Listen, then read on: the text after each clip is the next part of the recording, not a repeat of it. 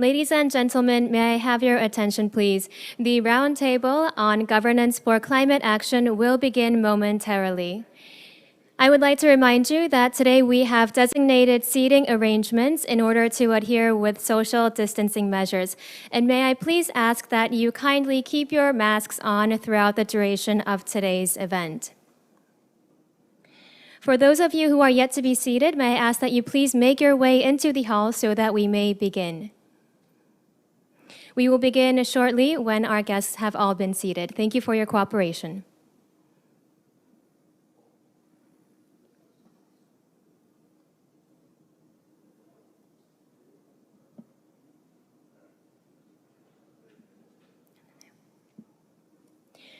Ladies and gentlemen, welcome to the Roundtable on Governance for Climate Action. My name is Jane Lee, and I have been given the honor of moderating today's event. Today's event is joint hosted by the Ministry of Foreign Affairs in collaboration with Stimson Center and the Global Challenges Foundation.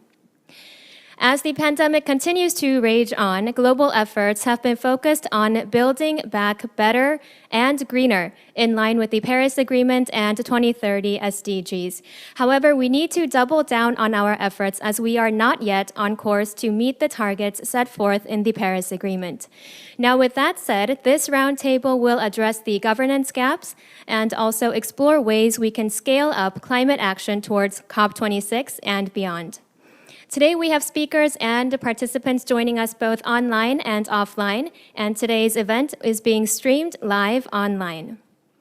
I would like to extend my sincerest gratitude to every single one of you for taking the time out of your busy schedules to join us here today at this very momentous occasion. Then without further ado, we will begin the opening ceremony with a pre-recorded video of opening remarks from Vice Minister Lee Tae-ho of the Ministry of Foreign Affairs. First of all, I would like to welcome you all and extend my gratitude to you for joining us from different parts of the world and the time zones at this roundtable on governance for climate action. I regret that I cannot take part in the roundtable in person. I have just returned from an overseas trip and am obliged to comply with the quarantine guidelines. Still, I'm pleased to have this opportunity to greet you all, albeit virtually. Obviously, this could be one example of a new normal that we needed to adapt to. Over the last several months, each nation has been fighting the COVID-19 pandemic with differing degrees of success. The battle is still going on, and we all are facing different hurdles. What all of us have learned, though, is that we cannot deal with this global challenge alone. Multilateral efforts are essential and perhaps the only way out. Ironically, the current pandemic brings our attention to an even more important agenda that requires global attention and collective actions, that is, climate change and sustainable development. COVID-19 certainly serves as a wake-up call, showing us how destructive the climate crisis could be if proper and necessary actions are not taken. Now is the time to steer our world onto a more sustainable and inclusive path, a path on which we tackle climate change, protect the environment, reverse biodiversity loss, and ensure the long-term health and security of humanity. At the core of these challenges, we see a notable gap in terms of global governance. The UN system and governments have, for decades, tried to address the issues of climate, the environment, and sustainable development. We are realizing now that these efforts have not been sufficient to address the tasks ahead of us and achieve our goals. Despite our efforts, we need more financial resources and support to assist and invest in developing countries. Furthermore, we need to do more to have real impact on the market and society to bring about actual change. such gaps in governance on climate action and finance. Such gaps in governance on climate action and finance, which are the themes of today's roundtable, needed to be narrowed. One way to address this is to bring new actors into the game. Now, more than ever before, we need the participation of businesses, civil society, and more importantly, our youth. We need to heed the voices of ordinary citizens, especially those of the next generation, and incorporate them in our policies and actions. We also need to forge stronger public-private partnerships. This is where P4G, or Partnering for Green Growth and Global Goals 2030, comes in. The very objective of P4G is to nurture partnerships that will have actual impacts on the market and can be widely applicable in different parts of the world in the implementation of the Paris Agreement and in our efforts to achieve the SDGs. It is our hope that such bankable partnerships and efforts will allow us to gather more financial support and investment for our cause. As the host of the P4G Seoul Summit to be held in May 2021, the summit will also be an opportunity for us to share innovative and cutting-edge solutions, build on creative ideas, and engage with the future generation so that we may together deliver transformative impact. As many countries seek to secure ambitious goals towards COP26, it is important to build back better and greener as we pursue our longer-term goals. On its part, Korea is making efforts under the Green New Deal policy, which was announced in July as an economic stimulus package focused on green recovery. Aligning our short and long-term climate action, President Moon Jae-in recently announced in October, in no clearer terms, Korea's aim to achieve carbon neutrality by 2050. As Korea reaffirms its commitment to the Paris Agreement and continue to seek for a higher ambition, I look forward to working with you on creative and innovative ideas that will contribute to our efforts. That said, I sincerely hope that we will engage in stimulating discussions today. There may be some constraints due to the hybrid format, but I hope we conclude today's roundtable with many valuable takeaways from sharing of insights and experiences that will help build on the efforts we are already making. Finally, let me thank the distinguished speakers, moderators, and panelists for your contributions, as well as the Global Challenges Foundation and the Stimson Center and our team for collaborating to make this roundtable possible. I wish you all a fruitful roundtable. Thank you. Thank you, Vice Minister, for helping us kick off this very important event. Next, it is my greatest honor to invite up to the stage Chairman of the National Council on Climate and Air Quality, President and Chair of DGGI, and former UN Secretary General Ban Ki-moon. Please join me in giving Chairman Ban Ki-moon a big hand.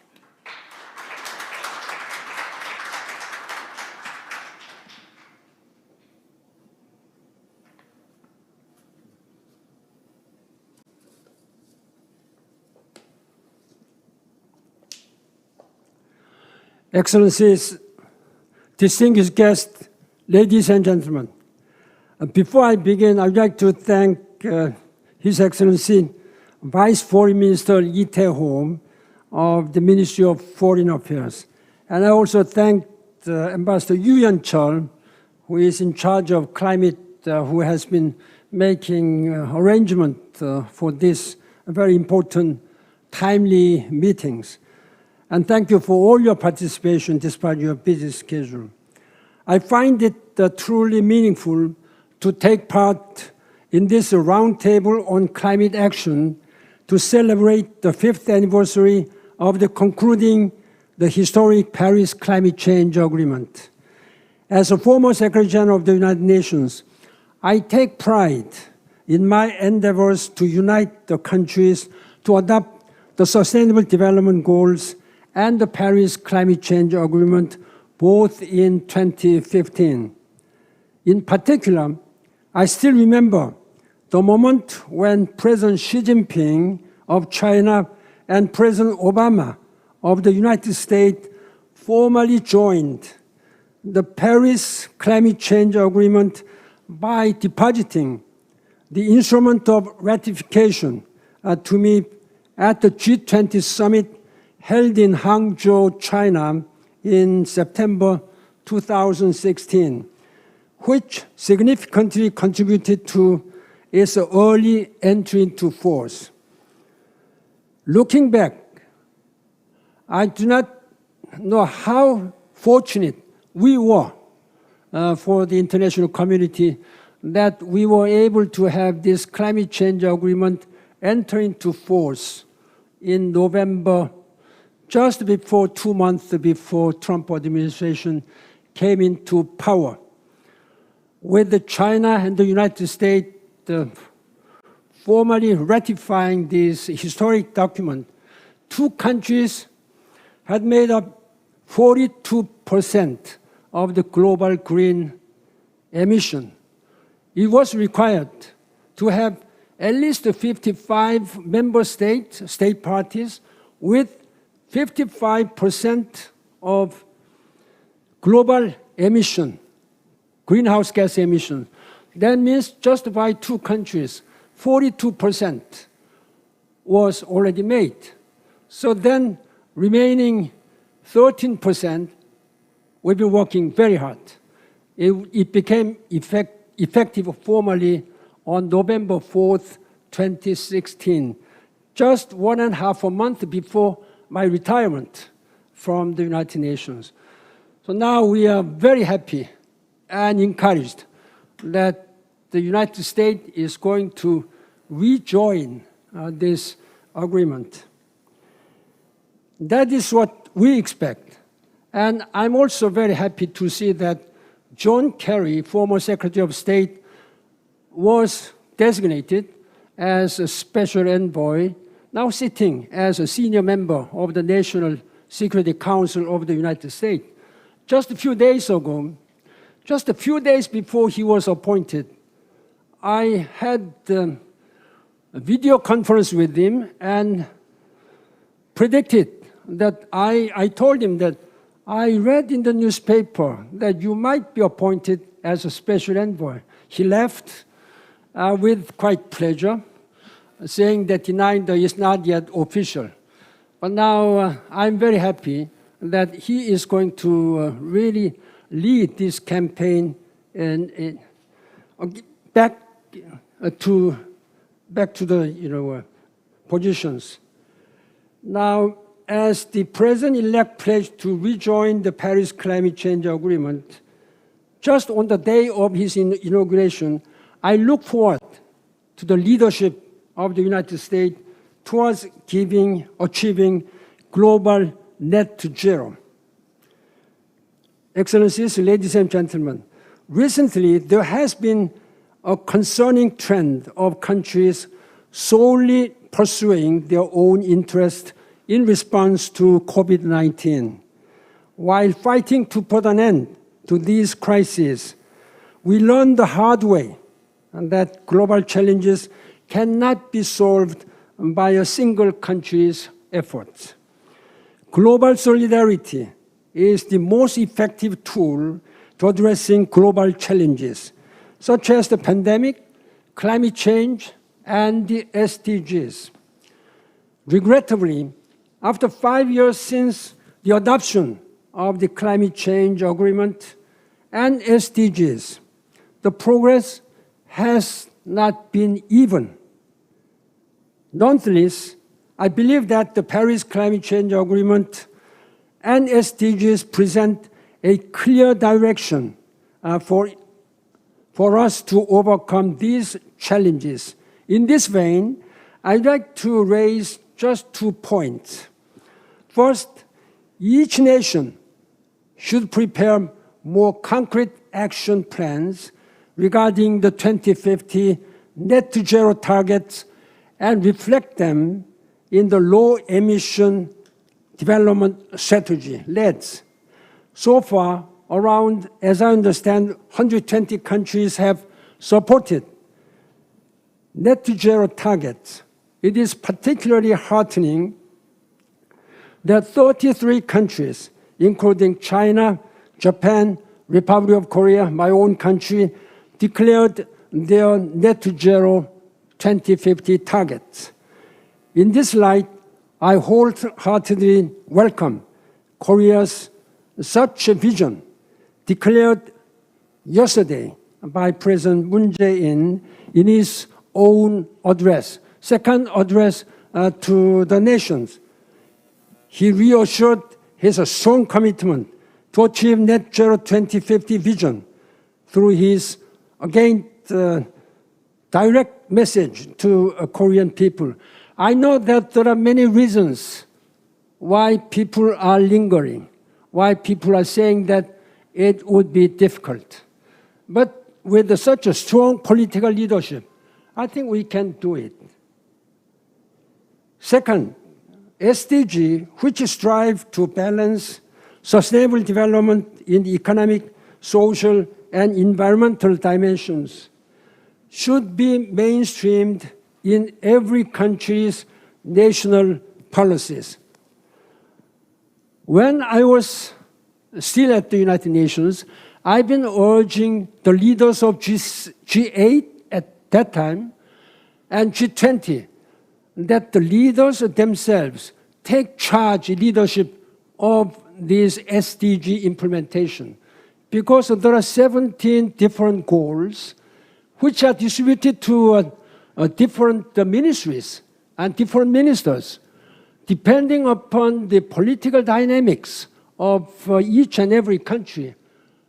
Some ministries may do better. Some ministers may not be able to have enough budget. Therefore, it is the leadership which really requires the fair and correct guidance to the government. This is what is missing even in my country. And this is what is missing in most of the countries. By this time, almost all the people know that we are being hit by the climate change. But not many people understand what each and every goal of SDG means and how this will affect their lives and their succeeding generations. Therefore, it is important that all these SDGs and climate change agreement, they should be done and led by top political leadership of each and every member states. In addition, I'd like to emphasize again the importance of environmental education for our future generation. There is no better way to counter climate change than to educate our young children of the environmental value and necessity, the way they have to live harmoniously with our nature. This is again missing in most of the countries. I am now working very hard within my country, and that meeting Minister of Education, meeting all environmental superintendents of each and every provinces and major cities, that they should change and include curriculum on environment. That I hope you will also do the same in your country. Distinguished guests, next year will mark monumental milestone, starting with tomorrow's Climate Ambition Summit. A series of global events for climate action will be forthcoming in 2021. This includes the GCA Climate Adaptation Summit, GCA Adaptation Summit, which I'll be chairing together with Prime Minister Mark Rutte of the Netherlands. on January 25th next year. The second P4G summit to be hosted by President Moon Jae-in in Seoul in late May. And most importantly, the COP26 meeting in Glasgow, United Kingdom, all of which are expected to be an impetus to turning our commitment into specific climate actions. Ladies and gentlemen, Excellencies, let us seize the meaningful opportunities to be presented at these events and make proactive and concerted efforts for a new leap forward global climate action. Let us work together and bear our moral and political responsibility for our succeeding generation. Thank you for your leadership.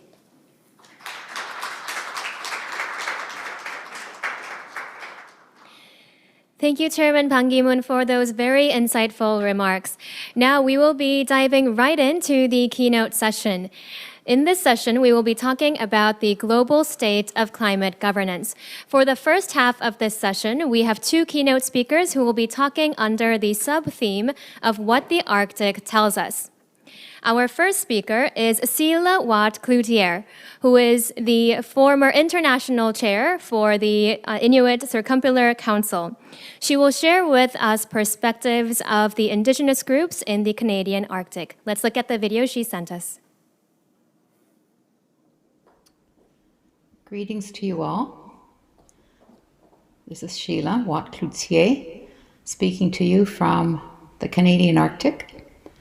And thank you for allowing me to send my voice, the Arctic voice, over to you at your important meetings. And I hope that one day we will connect in person.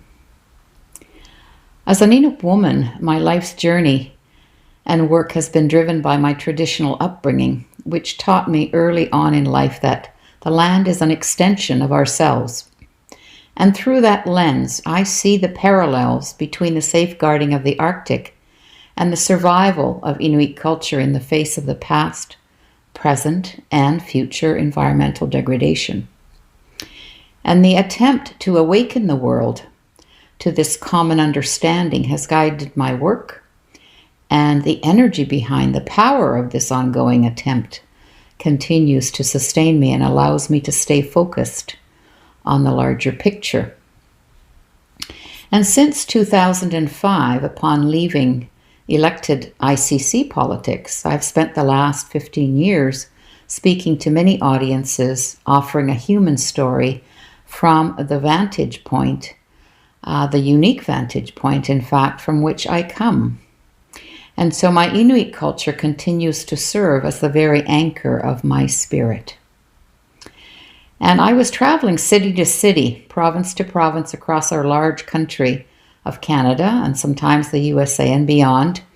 And I was getting busier by the minute, as many people around the world were starting to make that connection, finally, to better understand the Arctic connection, until COVID hit and things were brought to a halt. And now many months later, I'm learning to continue to carry on with these teaching moments via Zoom and by recorded messages such as this one.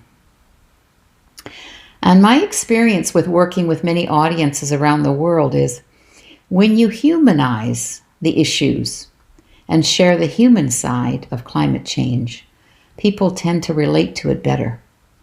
The issues become clearer for them, no matter where they come from, when they can see themselves in the stories, in the human stories, in fact.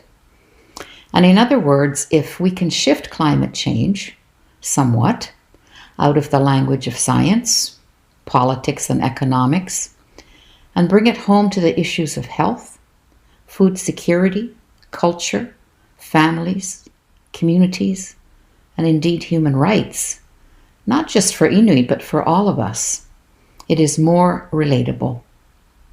It helps to mobilize people, I believe, to take action to address climate change in a more tangible way. After my book, The Right to Be Cold came out, I, along with 3 other Canadian authors, were invited to Australia and New Zealand to book festivals. I was on a panel with the well-known Tim Flannery, one of the greatest climatologists in the world, and author of many books. And at the end of the panel discussion, an audience member asked Tim the question, what is lacking in our world when we now know the science so clearly? And why are we not allowing, why is it that we're not allowing us to take action, urgent action on climate change? And the answer truly struck a chord with me. Tim's response to this question of why we're not reacting as urgently as we need to was, imagination is lacking. Imagine that we can do things differently. Imagine we can address climate change differently.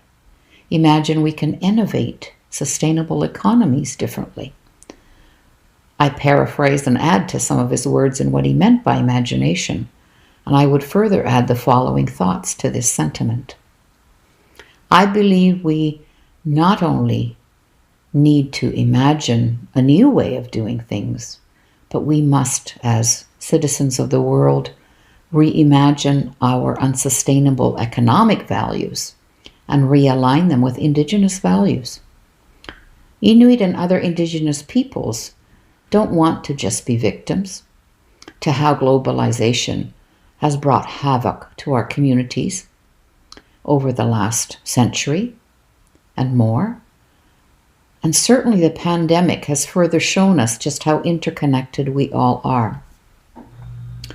Understanding nature and our environment very well, for which we depend on for our food source still today, and powerful teaching of the character building skills for our children, we have much to offer in helping to galvanize a largely disconnected urban world.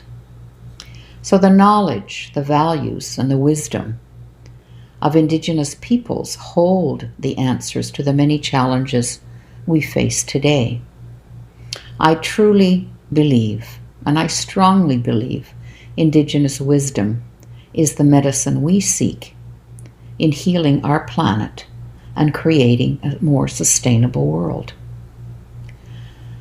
And transformation, I think, must happen from a very personal place and space, where our attitudes, our outdated policies based on colonialism, and unsustainable businesses must be addressed, and they must be shed in many ways and changed to meet the New World Order with the embracing of the true meaning of our common humanity.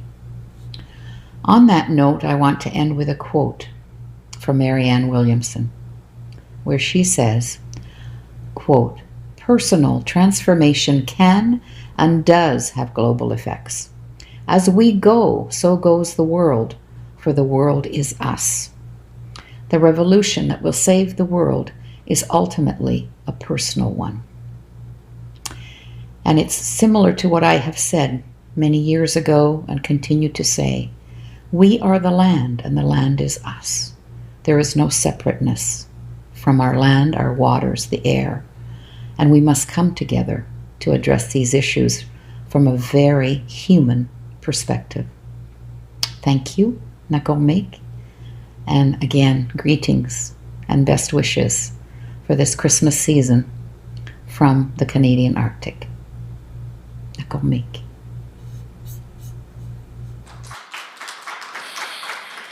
Thank you for that very enlightening presentation. Now, the first presentation was a human-centered view on climate change.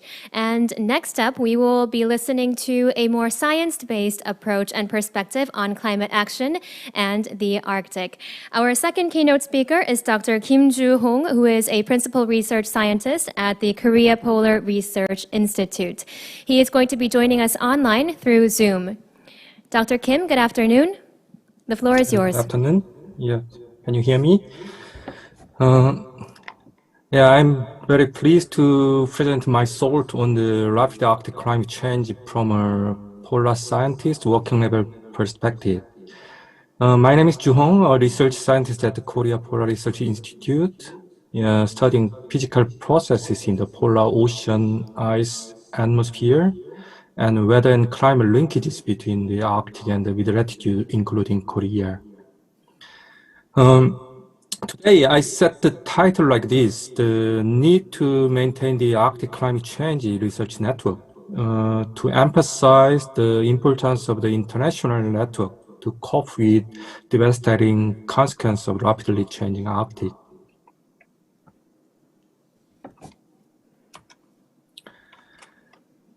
As you may know, during the era of global warming, the Arctic is the place where the warming rate is greatest, and the melting of sea ice is seriously underway.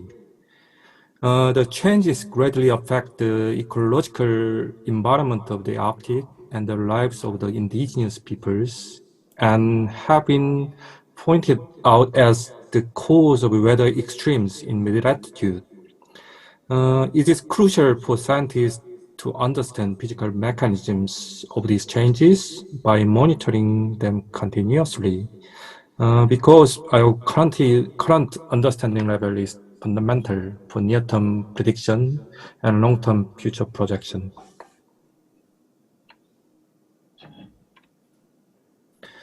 So I have participated in Arctic Field Campaign 9 times since 2014 every year, because it is impossible to carry out field research without an expert team in the high Arctic.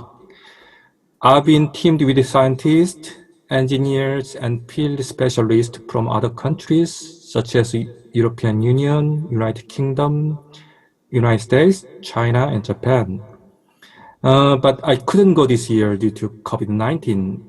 Actually, COVID-19 affected international polar scientific activities over the world. For example, the Mosaic, the largest one-year Arctic expedition project in history, was seriously affected. They had to change many plans to continue the historical Arctic projects. Also in Korean Arctic expedition, all plans that required international cooperation were cancelled. The US icebreaker Healy had a fire in the engine room at the beginning of the stage of their Arctic expedition, and made a call to see if the nearby island could help some research activities plan. But the island was unable to help due to a tight schedule with limited people on board. Actually, polar activities are inevitably affected by the changes in the international situation. Since they almost always need international collaboration, to monitor polar climate change, activities from the various countries must come together to form a huge and sustainable network of the observation. Maintaining such a network requires a great deal of effort, thus requires a shared investment from each country. Although Korea is a non-Arctic country, we should invest continuously because Korea is not a country that has nothing to do with the changes in the Arctic. Since the beginning of this year, we've been experiencing how the Arctic field research activities are vulnerable to international situation. Nevertheless, the historical Arctic expedition plans such as Mosaic has been well completed. Such large-scale international Arctic research activities should not be completed at once, but should continue as a smaller-scale activities and should be promoted again when the time is ripened. This is because the Arctic climate change will be underway. The international Arctic funders should gather at the round table to continue discussions for the future. Thank you for your attention. This is my end of my talk. Yeah. Thank you. Thank you so much for your insights. The sub-theme of the second half of this keynote session will be perspectives on tackling the global governance gap. We have 3 keynote speakers in total. The first keynote speaker is Maya Graf, who is the convener of the Climate Governance Commission and international lawyer based in The Hague. Please join me in welcoming Maya up to the stage.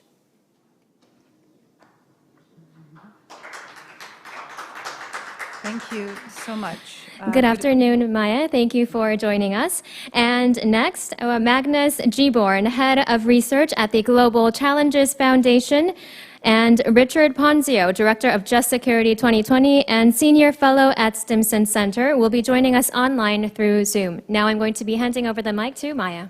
Thank you.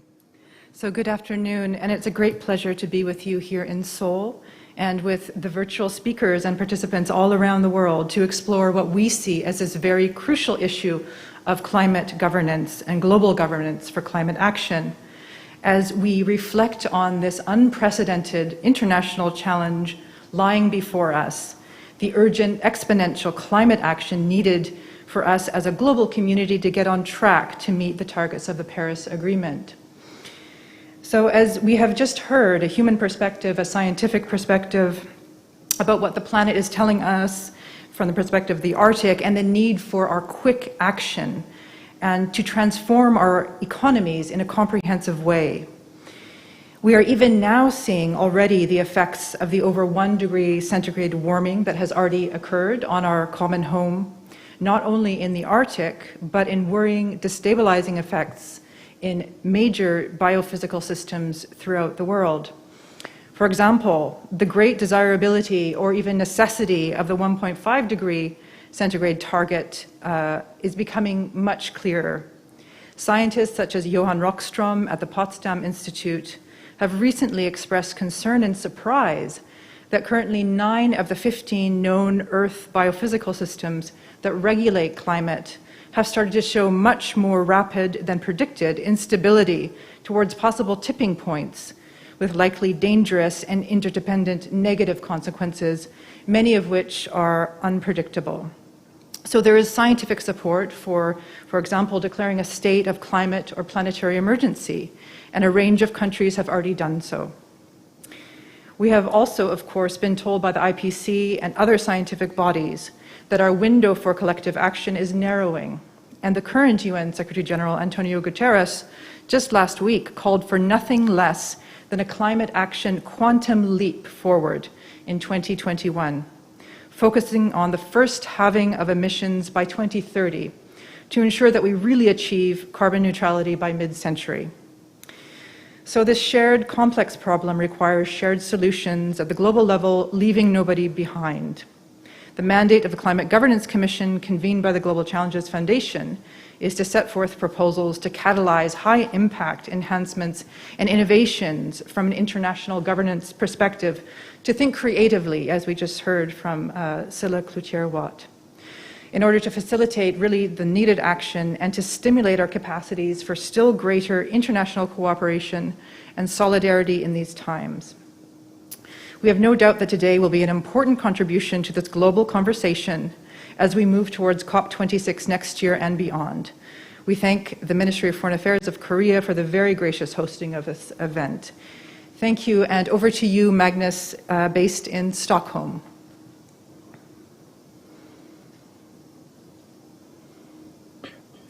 Thank you very much, and good morning, everyone.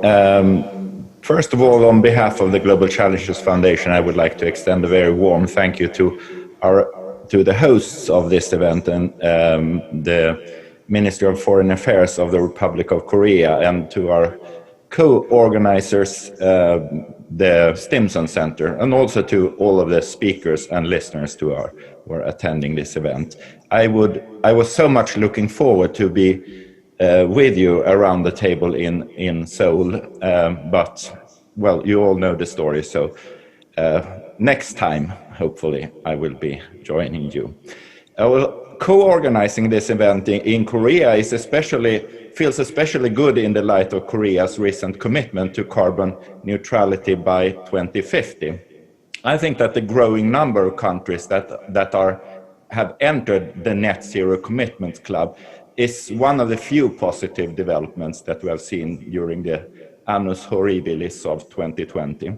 It is part of the momentum that is building up around the world towards the COP26 next year. And it's one of the reasons that I think that we could be somewhat optimistic about the possibility of making 2021 a much better year with regard to climate, perhaps to make it a turning point in the struggle to avoid that the ongoing climate emergency becomes a global climate disaster.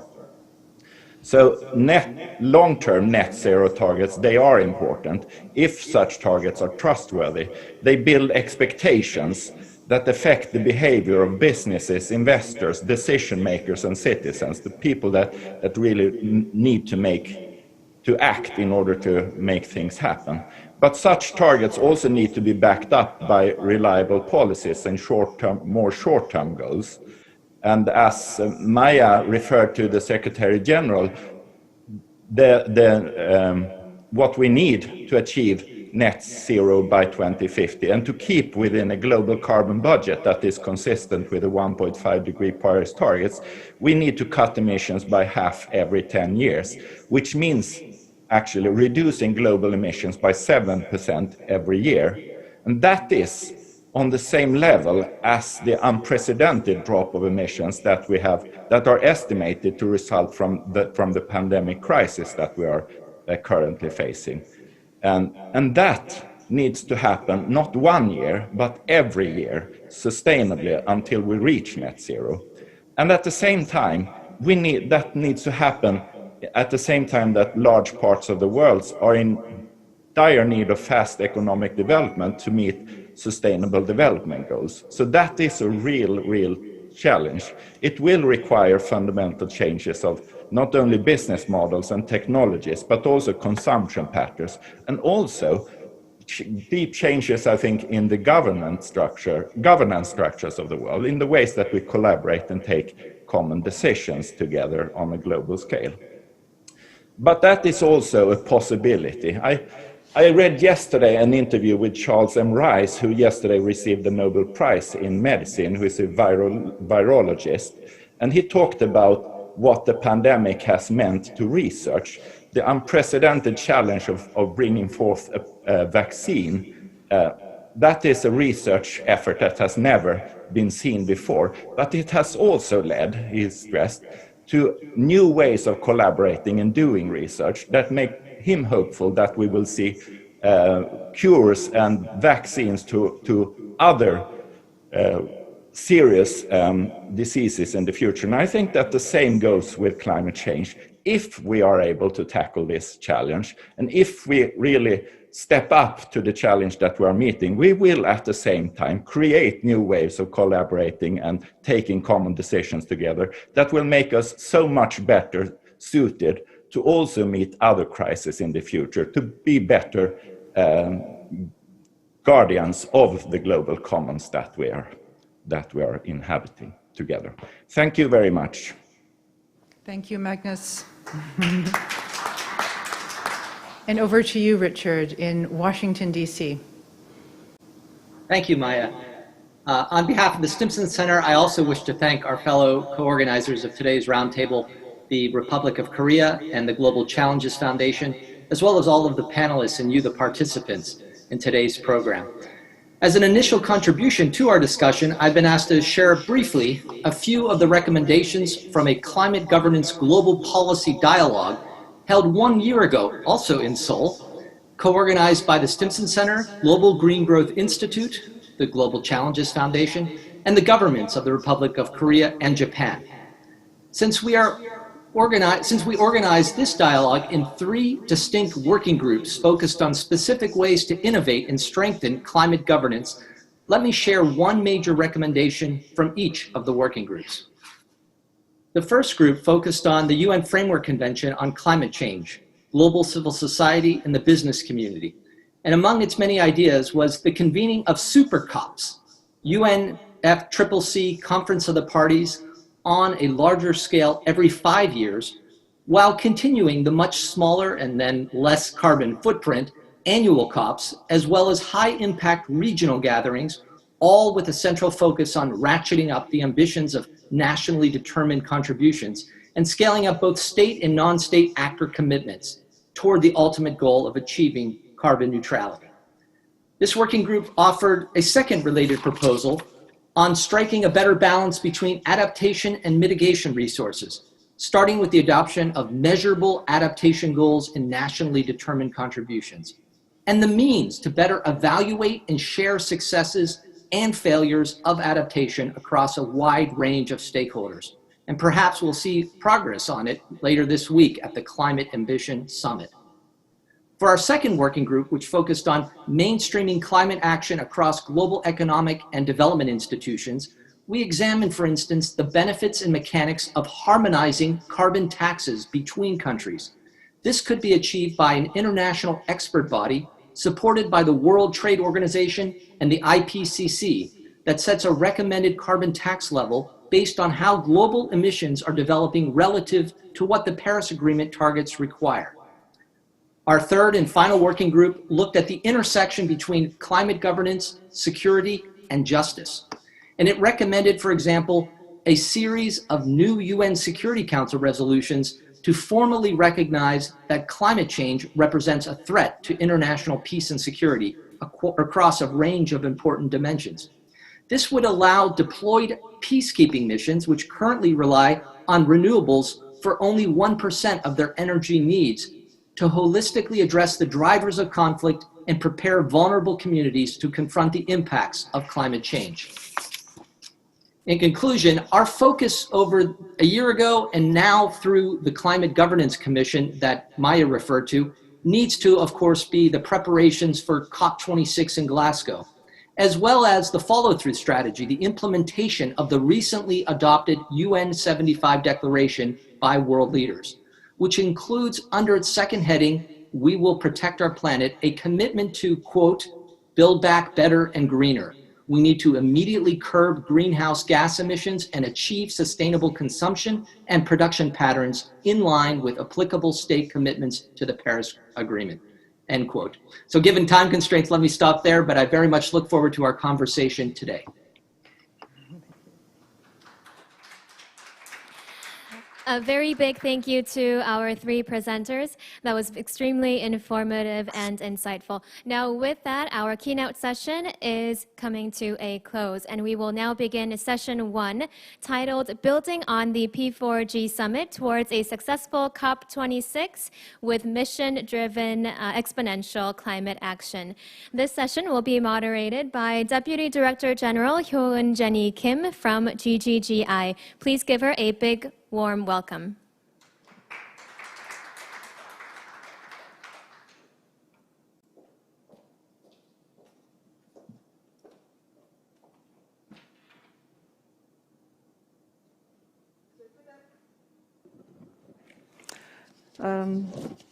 Excellencies, distinguished guests, and distinguished participants, I'm very honored to moderate this session, which is very timely and very meaningful. And also we have the excellent panelists connected online. Thank you very much for joining. Due to in spite of the time difference, as far as I understand, some of you are just in the very early morning or very late night. So I would like to introduce our panelists first of all. So let me invite Mr. Director General Chung Ki-yong, Director General for Climate Change, Energy, Environment and Scientific Affairs from the Ministry of Foreign Affairs of Korea. And yes, please just come forward to your seat. Yes. And also Her Excellency, Madame Joanne Durenwaard, Ambassador of the Netherlands to Korea. She is joining with us in person. Thank you very much for your presence. And Mr. Richard Ponzio, Director of Just Security Program and Senior Fellow from Stimson Center. Yes, you are connected. Thank you for joining. And Mr. Magnus Gibbon, Head of Research from Global Challenges Foundation. He is also staying online. Thank you. And Mr. Johan Falk, founder of the Exponential Roadmap Initiative. He is connected. Thank you very much for joining. Hello. And Mr. Ian De Cruz, Global Director of P4G Hub. Yes, hello, Ian. Good to see you again. Yes, great. And finally, Dr. Kim Sung-woo, Head of Environment and Energy Research Institute from Kim and Jang. He is with us in person. Thank you. So actually, the year of 2020 is indeed dominated by COVID-19. However, the world also witnessed the growing number of natural disasters like mega wildfires and super storms, which are the warnings from the nature to the human beings. Therefore, the vaccine may solve the challenge of pandemic, probably next year. However, the challenge of climate change still remains with us. But the year of 2021 can be a good opportunity to effectively address this global challenge, climate change, because the Netherlands is going to host the Adaptation Summit early next year, and Korea will host the P4G Summit in May, and also the new coming US administration must rejoin global efforts against climate change. So there are a lot of dynamics, and therefore, I think this is a very good moment to redouble our actions and reconfirm our commitment regarding climate change action. So first of all, I would like to invite Director General Ki Yong-chung as the host country of P4G next year, and also as the country who announced a series of very ambitious, strong commitments about net zero by 2050. So I think you may share Korea's ambition about P4G and Korea's strategy how to implement effectively the audacious commitment. You have the floor, Director General. Thank you very much, Deputy Director General, Ambassador Jenny Kim. I have prepared a little presentation, very short one, to lay out the answer to the question posed by Ambassador Kim.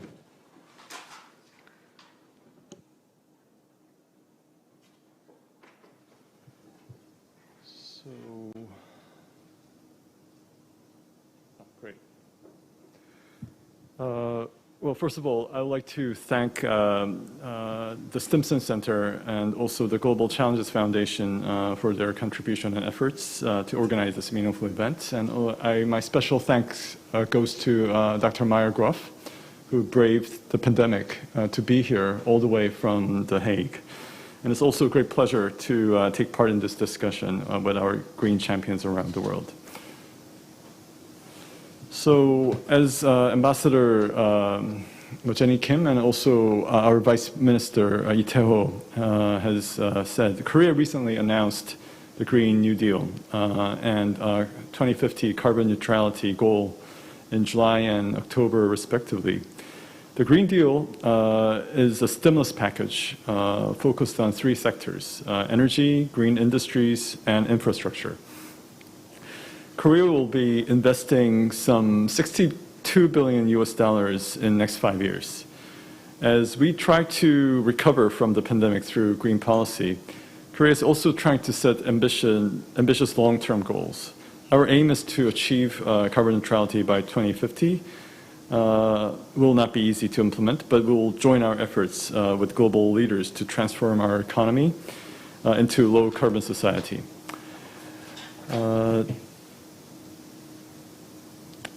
These policy initiatives have some important implications. First, it shows that Korea is committed to implementing the Paris Agreement faithfully as we pursue a sustainable society. This is in line with our plans to submit our LEDS targets this year. Second, it shows that Korea is trying to be as ambitious as possible as we join the global efforts to address climate change. We are aware of the efforts that the international community is making to this regard, and Korea is willing to contribute in the process.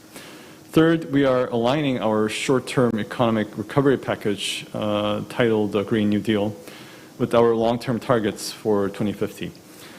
The aligning process will take time and effort, and a lot of money. This will allow us to be more coherent in designing our policies and implementing them. Finally, this will send a very clear message to the market.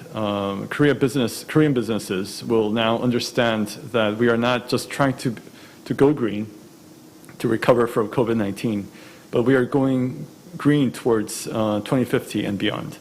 This is a very strong message that has long-term implications, and we hope it will translate into a meaningful change.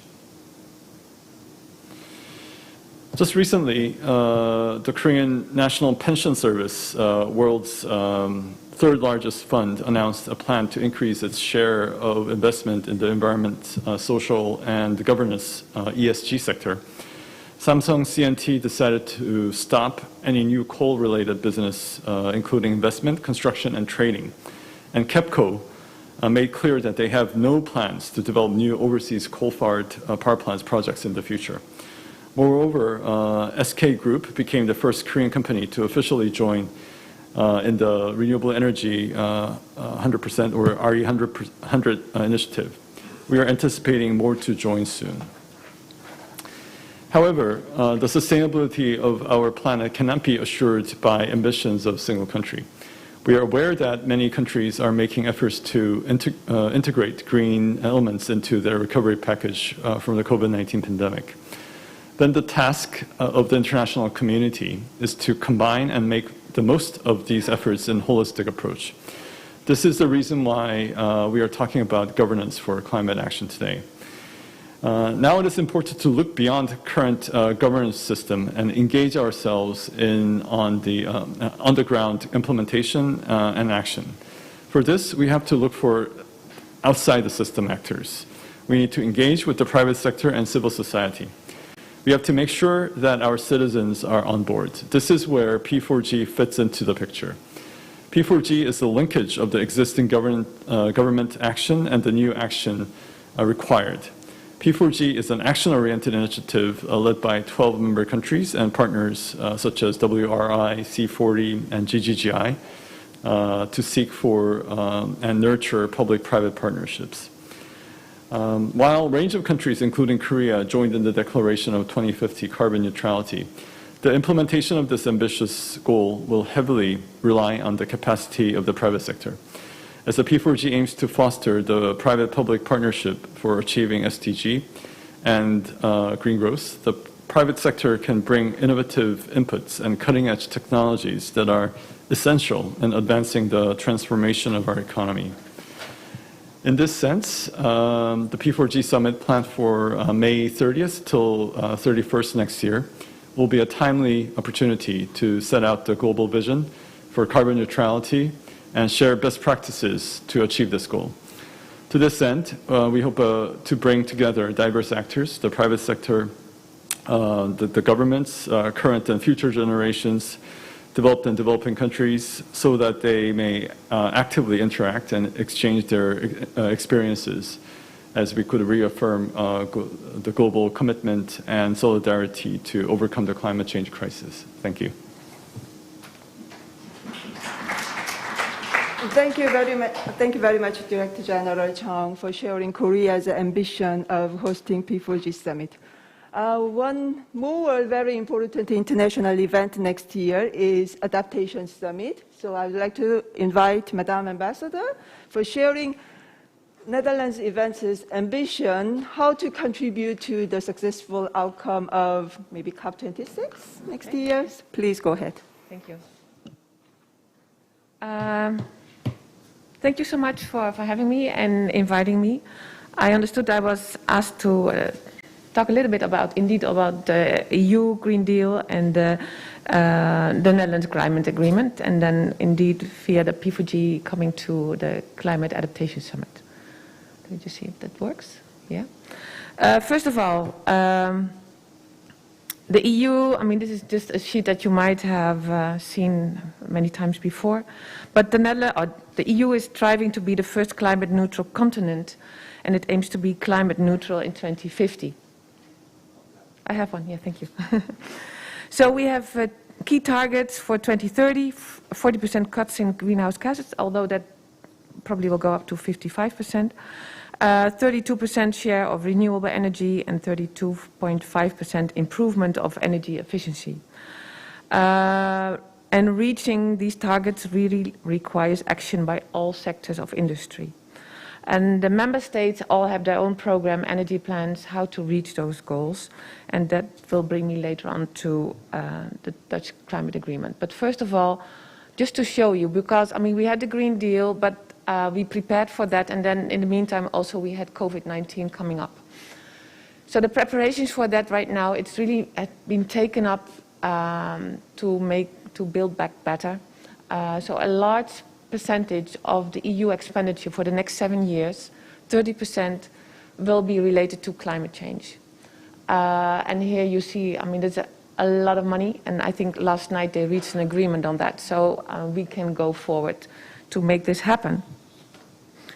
And it really meant also to make it a just transition. So there will be money to help companies that are affected by it to make that transition happen to more sustainable industry. But the big thing is right now, within this big restructuring, building back better after COVID-19, or the effect of that, 30% is spent on climate. Then a few words about the Dutch climate agreement. We started with that already quite some time ago. Here you see the offshore wind park between the UK and the Netherlands. Our motto is to have an affordable, fair and feasible transition. A CO2 emission reduction of 49% in 2030 and 95% in 2050, and phasing out coal in 2030. We focused on 5 sectors: agriculture, mobility, industry, electricity, and the built environment. And all these sectors have had their own agreements on how to reach the goals, how to build upon that final goal that we have here on the screen. I don't think I have to repeat all those measures, but there's a lot of R&D going right now in agriculture. Because, I mean, you might know that we are the second largest exporter of food products, agricultural products, with a lot of emissions. So right now there's a lot of research being done and implementation of new technologies to bring down the emissions. Mobility, I mean, the Netherlands, we are really bike-minded country. But also we have decided right now the new vehicles that will be sold in 2030 have to be electric. And biofuels, hydrogen and all that will be used for the heavy trucks and all that, all of 2030. And it gives also a lot of opportunities because we will build a lot of charging stations. There are already a lot, but I mean there will be more than 1 million of them in this small country, the Netherlands. So imagine there's a lot of business involved as well. We will have the carbon tax going up gradually from €30 to up to €150 per ton. We target on 70% renewables for our electricity production, and the built environment, a very important one. The renovation of the buildings, there will be subsidies for that to bring it to its zero energy building. There's a lot of technology involved, but also a lot of money involved, but consumers will be assisted in that. Then talking about what's happening in the world around us, it was already mentioned. Right now we are looking hopeful. Okay, we are a small country, we are the EU together, so that's already quite a bunch. But it's very encouraging to see right now that the G20 is taking up the lead as well and setting these net zero goals like Korea, like Japan, China right now for 2060, and hopefully the US later joining again the Paris Agreement. And that leads me to the final thing, that the Climate Adaptation Summit that was intended to take place this year, like the P4G, all these events, and the COP26, we had to postpone. This will take place on the 25th of January. It will be a hybrid event. It aims to accelerate efforts to adapt to climate change. So we have a lot of actions to try to bring down the carbon gases and to bring down the temperature rise. But this is also, in the meantime, we will have a lot of effects of climate change, how to cope with the floodings and all that. And this is really a summit that looks at adaptation. So it aims to accelerate efforts to adapt to climate change. It will be the first ever dedicated platform of global leaders on this topic. For 24 hours, there will be online events all over the world, organized around a small physical meeting in the Netherlands, where Mr. Ban Ki-moon will be there to chair that. The Climate Adaptation Summit will bring together government leaders, institutions, mayors, private sector, civil society, and the youth. And the event will build on the work of the Global Commission on Adaptation. And it will set an agenda that will be launched. And after that summit, it will be the Global Center for Adaptation to monitor the progress of that agenda. So it's a hybrid event during 24 hours. It will conclude with the World Economic Forum. It's all connected, and hopefully there will be a very ambitious agenda result of that. So to conclude, there are a lot of events happening. So this one is in January. And I mean, we look forward to Glasgow, the COP26. In the meantime, we will have the P4G. The Netherlands is a member of that as well. So we will make sure to be present in May. And together, we really hope to attain those goals, Sustainable Development Goals, in the future, that we can work upon together in 2030. Thank you so much. Thank you very much, Madam Ambassador, for... A 1-minute little movie, but I can... Sure, yes, please, go ahead. I don't know if it works.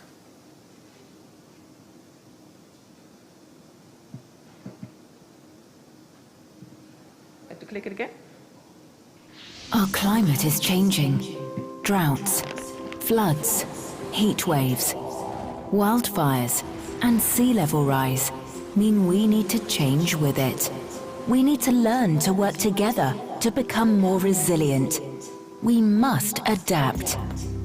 That is why the Netherlands is hosting the world's first Climate Adaptation Summit on January 25th, 2021. Heads of state, the scientific community, the private sector, international organizations and youth groups will meet online to help the world prepare better for the effects of climate change. We will launch an agenda for the coming decade to accelerate adaptation action.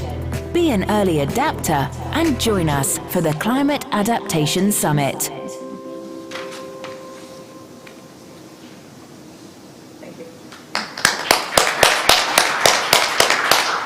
Thank you very much.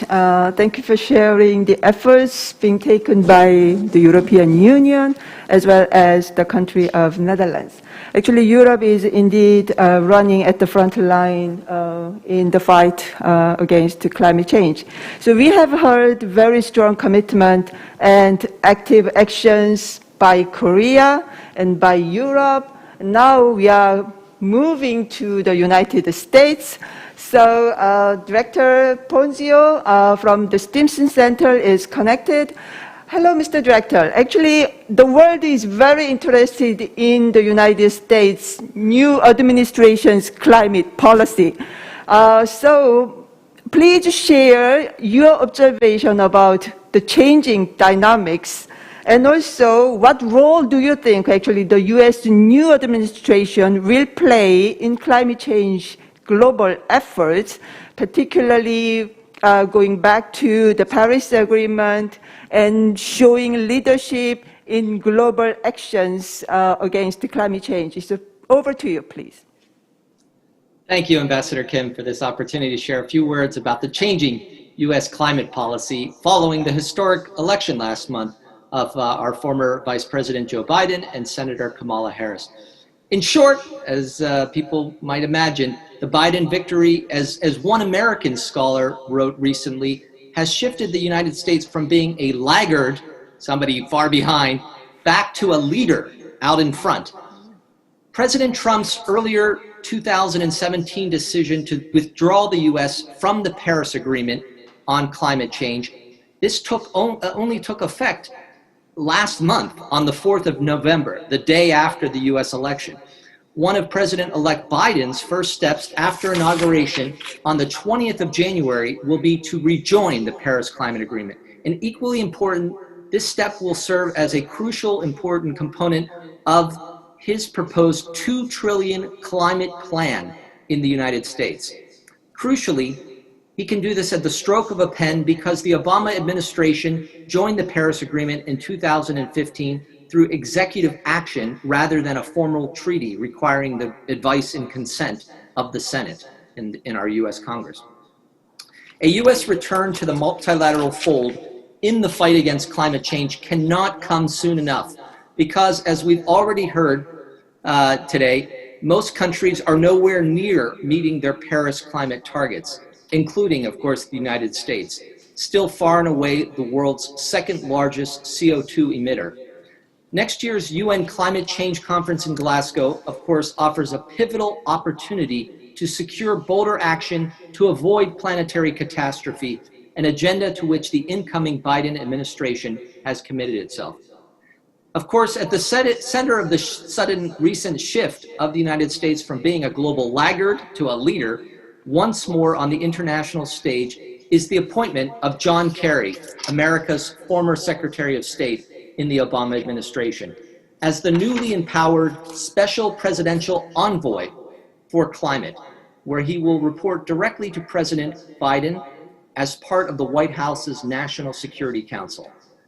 Former Secretary of State, Kerry, as this august group is aware, helped to broker, along with His Excellency Mr. Ban Ki-moon and other world leaders, the Paris Climate Accord. And he's also a seasoned politician who enjoys goodwill among members of the US Congress. He is on record as recently saying that in addition to rejoining the Paris Agreement, he wishes to help, quote, lift ambition significantly on a global basis and have an American government that treats the climate crisis as the urgent national security threat that it is, end quote. As noted earlier, President-elect Biden, during his campaign, proposed a sweeping $2 trillion climate plan that calls for an emissions-free electric grid in 15 years in the United States, and it includes a target of net zero emissions across the entire economy by 2050, so we can keep up with the Republic of Korea. A special new White House position on climate will also be established with a domestic focus designed to complement Secretary Kerry's international role, including by coordinating agencies, existing federal agencies that have a major climate action role, including, of course, our Environmental Protection Agency. I'm sure we're all going to be talking a lot today about the need for a post-vaccine green recovery from COVID. And the related discussion today in the United States has zeroed in on a significant new stimulus bill widely anticipated early next year, which could offer a vehicle for also getting climate priorities through Congress. Stimulus measures can attract lawmakers with funds for the US states, all 50 of our states and districts. And many Republicans who might otherwise vote against a new regulatory program may support spending to buttress the economy. Crucially, the stimulus could serve as a positive Trojan horse of sorts, allowing climate provisions to pass, portrayed primarily as economic measures to garner Republican support. In conclusion, beyond stimulus spending, policy experts expect the new administration to look to federal agencies to implement a vast climate agenda.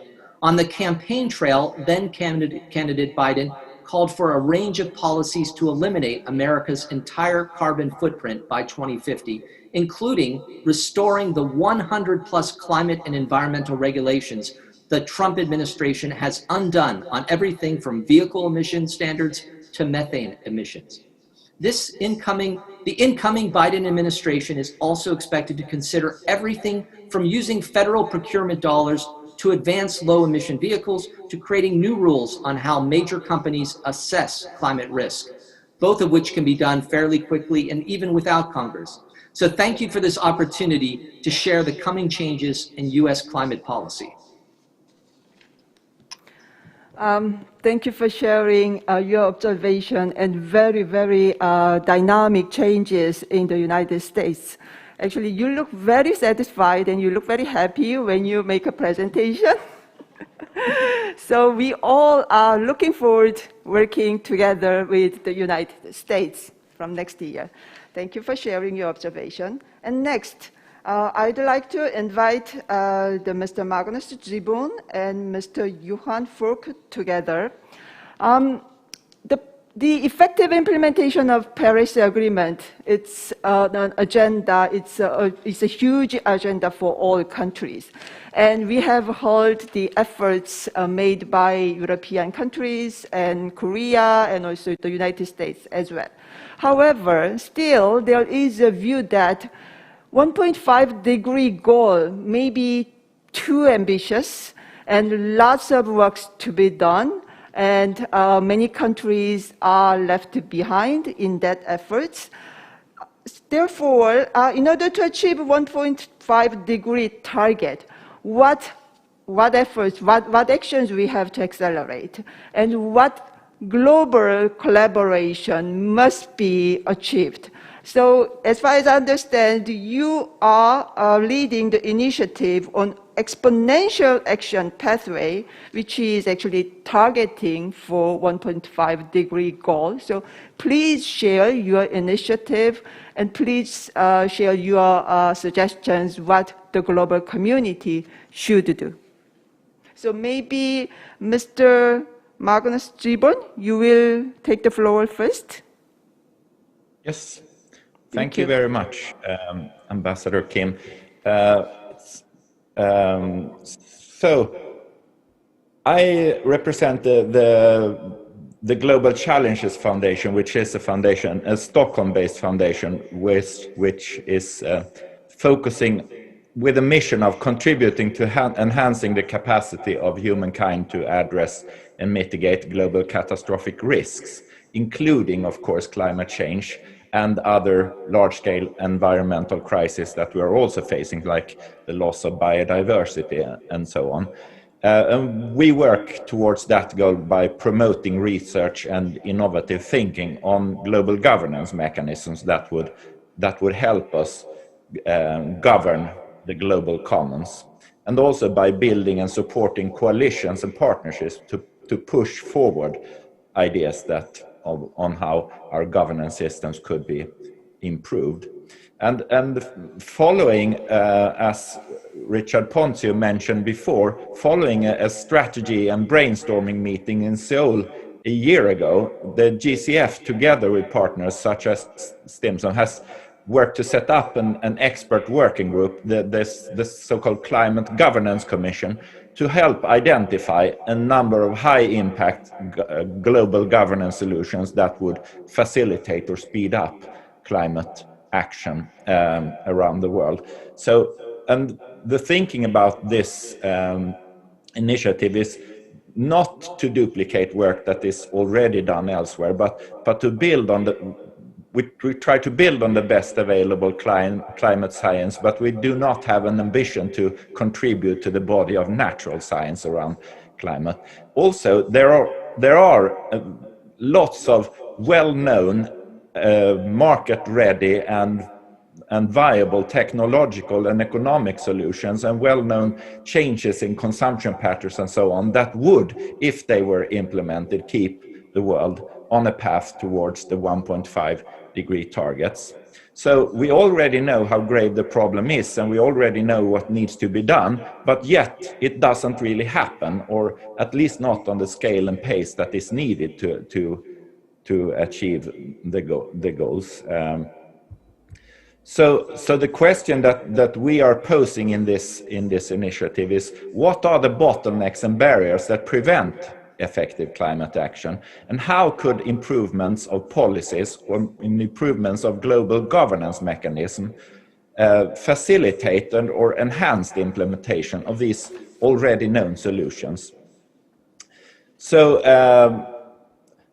to avoid duplicating the work that is already done, we join forces with the Exponential Climate Action Roadmap, which is an initiative that was presented a couple of years ago and that Johan will tell us more about in a couple of minutes, and that identifies 36 solutions or pathways that, if implemented globally, would actually keep us on path to 1.5. So we take that as a starting point and ask the questions, since these are already known, what is preventing us from achieving it?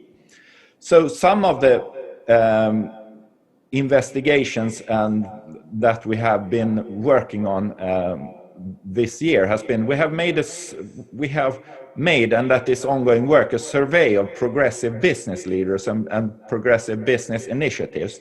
The businesses that actually have the ambition to be part of the transition rather than to counteract it, to map out the barriers that they see when trying to implement green technologies, circular business models, and so on. And there are some areas that come up in those interviews constantly, like the problem of finding financing to certain steps in innovation chains, or the problem of finding financing for implementing green technologies and renewable energy in developing countries. We're also working on a survey of progressive countries and coalitions of countries, such as the countries like Korea that are committing to a Green New Deal. So we believe that 2021 presents an opportunity to actually achieve some real change. And the COP26, there is some momentum building up towards COP26. So what we decided is that together with the Exponential Roadmap Initiative, write and launch an Exponential Roadmap 2.0 with a focus on the policies and governance solutions that would help enhance the solutions that have been identified in the Exponential Roadmap. So I will leave the word to Johan to say a little bit more about what the Exponential Roadmap Initiative is. Thank you. Thank you very much. Pleasure to be here. Can you see my screen? Yes. Okay, that is great. Thank you. So, okay, so we don't see your screen, we see you. Actually, it appeared, but it disappeared promptly. Now it's coming again. Yes, fine. Yes, we can see the slide. Over to you. Thank you. So pleasure to be here. So I'm representing the Exponential Roadmap Initiative, which is, I think, an example of what we call radical collaboration. And as Magnus and others mentioned, we need to go from incremental to exponential action because climate is indeed a tremendous challenge. This initiative includes research organizations like Potsdam Institute for Climate Research, Stockholm Resilience Center, Future Earth, large companies in the forefront like IKEA, Ericsson, Scania, Telia, British Telecom, Unilever, etc. Also civil society like ICC, Citra, Mission 2020, and innovation companies. And our mission is to drive exponential climate action through key initiatives. We basically launched 4 initiatives within 2 years. The exponential roadmaps I will mention, the business playbook for companies, which makes it possible for companies to align their strategies with the 1.5 ambition, the 1.5 supply chain leaders, driving supply chains aligned with 1.5, and the small and medium-sized enterprise climate hub, which brings the focal point for small companies to align with the 1.5 ambition. And just to state that all these companies, organizations, they align with very sharp targets, which is basically halve their emissions in 10 years or less, cross the value chain, and towards net zero before 2050. But not only that, to integrate climate in business strategy, to see this as a business opportunity, because here is where the business is. To drive climate action in the wider role in society, it's not sufficient that the company will succeed. They need to contribute as leaders, and also being fully transparent in reporting progress on an annual basis in an honest way. And as we mentioned, science is very clear. We need to halve emissions every decade, which is translated into the carbon law to avoid very dangerous climate change for humanity. And this has to happen not sequentially, but across all sectors in parallel, as we know, energy industry, buildings, transport, food. At the same time, we have to scale the nature-based solutions, the carbon sinks in parallel. And what the exponential roadmap highlights is that the solutions do exist, in our opinion, to do the first halving by 2030, but they need to be scaled by technology, by finance, by climate leadership, and not at least by bold policy. In order to happen, they won't happen automatically. The immediate challenge is not how to cut 100% by 2050. That is incredibly important anchor points, but it's now how to cut 50% by 2030, and that is what we're focusing on.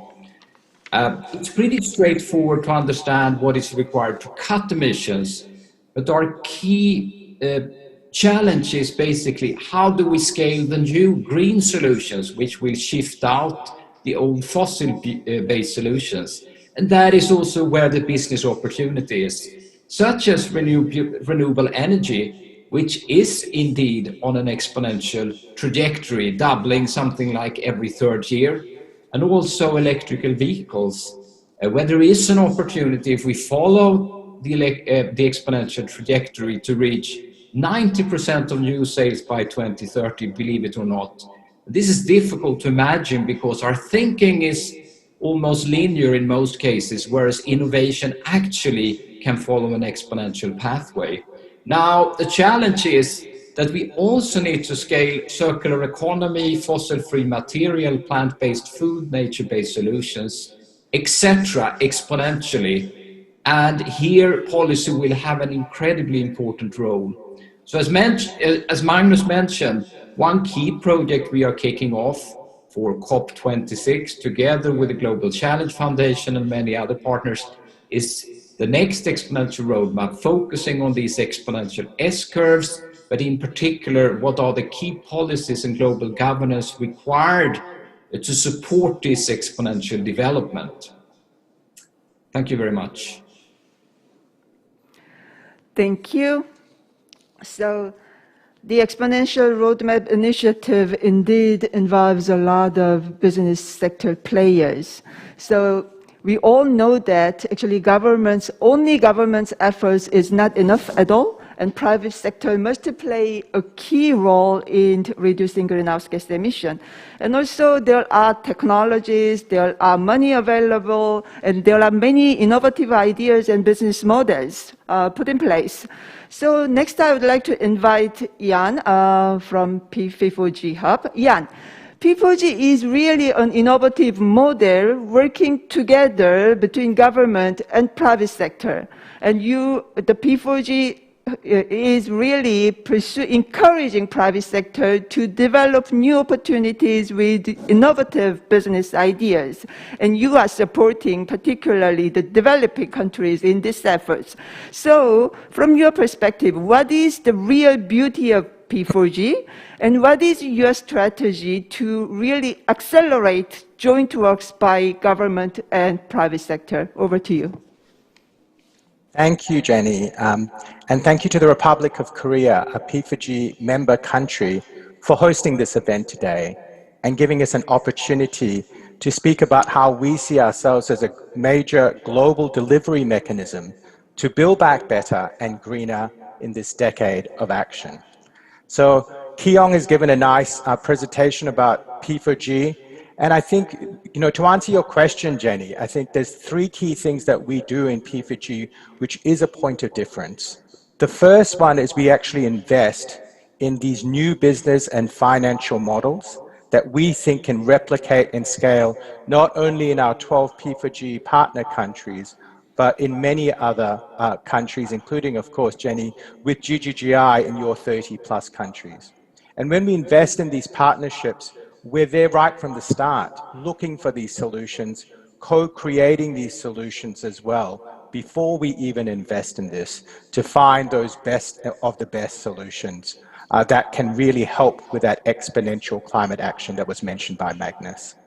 Two, we not only invest in them, but we help implement these and deliver this within our P4G network, so that these are not just good solutions in theory, but how can we drive this to action on the ground where we can really see jobs, investment, opportunities really emerge in those developing countries you mentioned. And the third thing is we bring this to the fore as a global network of doers at key moments like the P4G summit that was mentioned by Keong on the 30th and 31st of May, to bring heads of states and CEOs with these entrepreneurs, with these investors, to see how we can transfer that technology and investment into these developing countries. As you can see on this slide, P4G itself is a partnership of 12 partner countries. We're fortunate to have Denmark and Netherlands as key funders, Korea also as the host of our summit.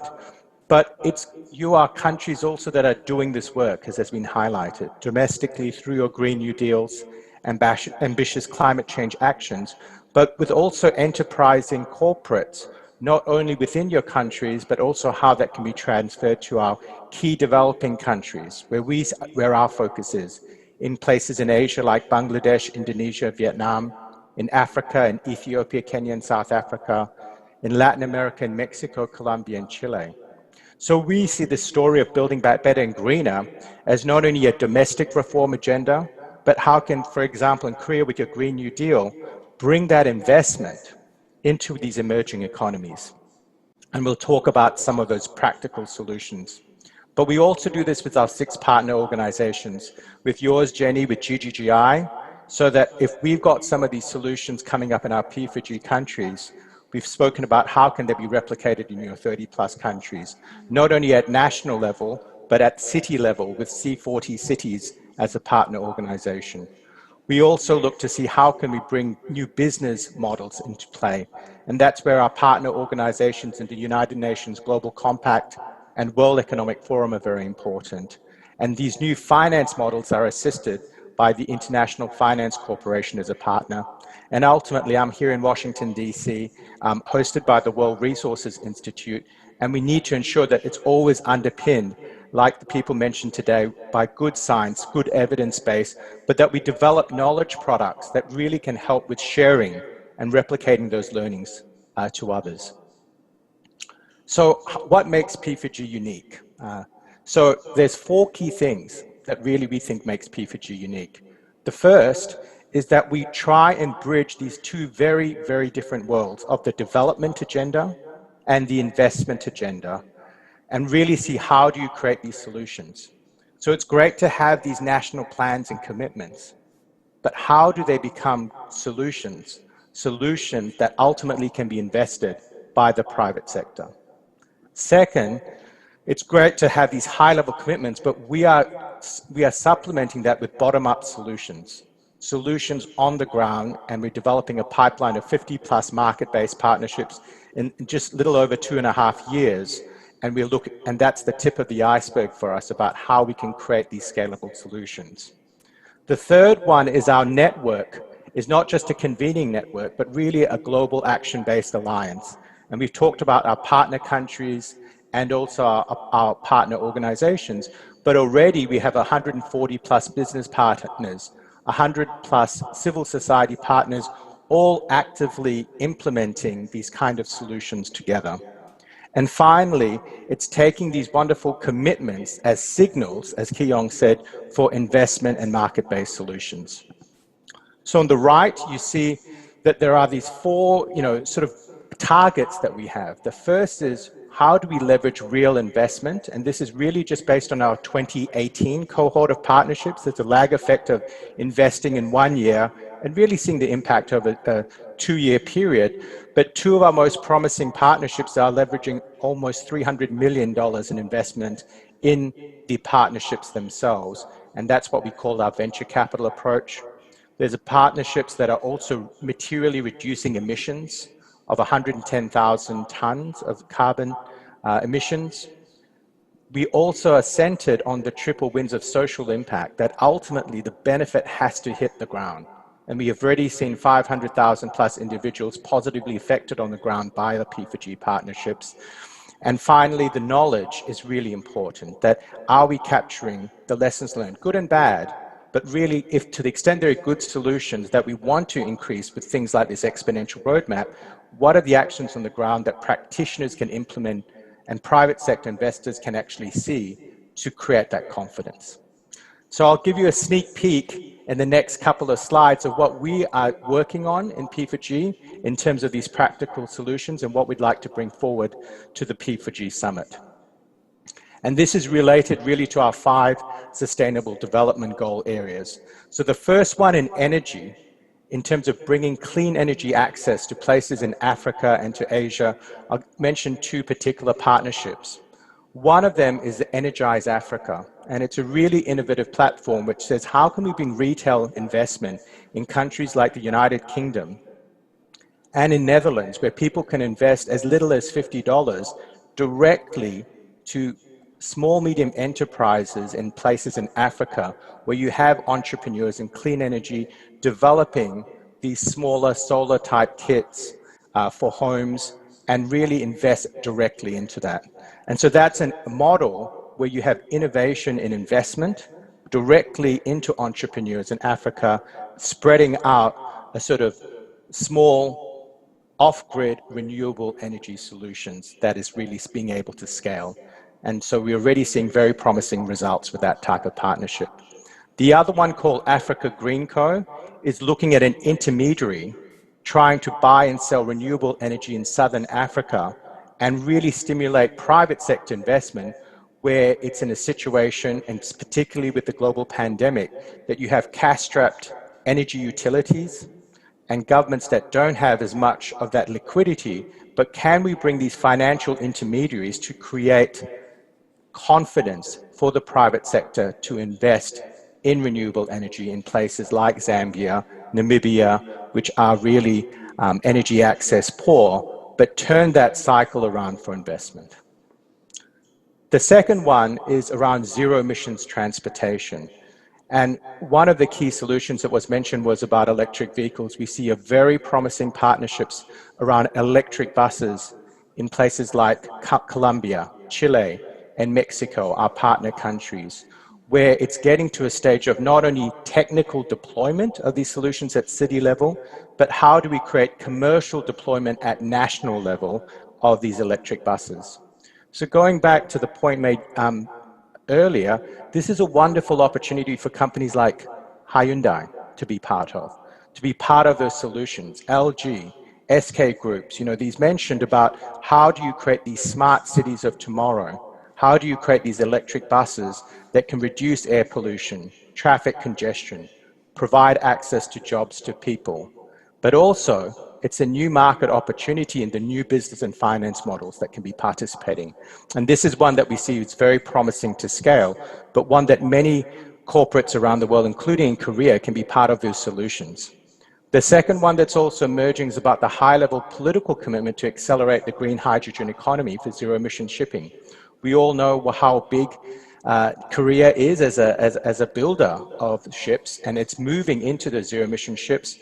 But we have countries like Chile that says they want to be the world's cheapest green hydrogen energy producer. So how do we take those win-win solutions as part of an energy transition in Korea to be also part of a solution in developing your industry, but with our other partners in Chile and with Denmark, with companies like Maersk being a big shipping logistic company, but ultimately for our other countries to participate, like Indonesia, like Mexico, like South Africa, to be major trade and investment routes for the future that bring the triple wins of reducing emissions, creating greater jobs in those countries, but also new business and finance models. The third topic was talked about was circular economy. Well, again, we have a practical solution there about special economic zones in places like Kenya, where just in the design of these, right from the start, so you have efficient design of these industrial hubs, or what we call green manufacturing hubs, so that the renewable energy can be used, waste can be turned into energy. And we're finding in our early results that it could be 25% of the cost of traditional development of industrial zones. And if you include then companies who are wanting to commit to go down 100% renewable energy, zero waste, and to develop these new mechanisms and businesses, these new green manufacturing hubs are fit for that kind of purpose. And so we can transfer immediately to these places the best and most cutting-edge technology in places like Kenya. The second one is COVID-19 has really brought a reimagining of global supply chains, including for the fashion industry. But again, we see in places like Bangladesh the opportunity to say, how do we create a new market based on recycled textile materials, both in the production process, but also in the consumption of new types of fashion based on recycled materials, and how we therefore create the circular economy in the fashion industry. And there's a nice parallel between that work and the earlier work of the relationship between circular fashion with these sustainable special economic zones coming together. So those are the three areas. The other couple of areas, Joanne mentioned food. Food's important, and not only in Netherlands, but around the world. And what we're trying to do in this food loss and waste partnership is say, in the UK, they have this excellent approach that you can set voluntary targets for food waste. And the world is saying, how do we halve food waste by 2030? So we're taking some of that leading expertise in UK to see how we can replicate that in places like Mexico, Indonesia, and South Africa as well, and really start to monetize these benefits and say that this can actually be a financial product that actually makes food waste a resource that then can sustain and replicate itself. The other area that we're looking at in places like India is how do you create huge tracts of land in terms of provinces in what we call verified sourcing areas that allow smallholder farmers to really start to develop certain standards in the sourcing of the products and the sustainability of their farming practices, but really allow that to be connected to an entire global supply chain. So, for example, European purchasers of spices, for example, have a certain quality standard, but provide a certain guarantee for a market that provides a premium ultimately for Indian smallholder farmers. And finally, in water, it's a challenging sector, but we are seeing emerging innovation in these sort of more commercially viable models to make water valued as a resource that can actually be financed to self-finance the water infrastructure and to capture the advantage of water leakages, but actually create business models around that. So hopefully that's given you a bit of a taste that these are not only plans and commitments, but real actions on the ground, real solutions that are emerging for us in P4G and which we are harnessing within our ecosystem. So as we look forward to the P4G Summit in Korea in 2021, we really are looking for this to be a place that we are not only talking, but quite frankly doing things where this is a major global accelerator moment for the best of the best solutions, not only in the P4G partnerships, but the best solutions around the world to come together to see how you can replicate and scale, turning roadmaps and plans and commitments to solutions that businesses and investors can invest in now, including in Korea. We're also looking for our wonderful family and global ecosystem of doers to unite around this building back better and greener in this decade of action.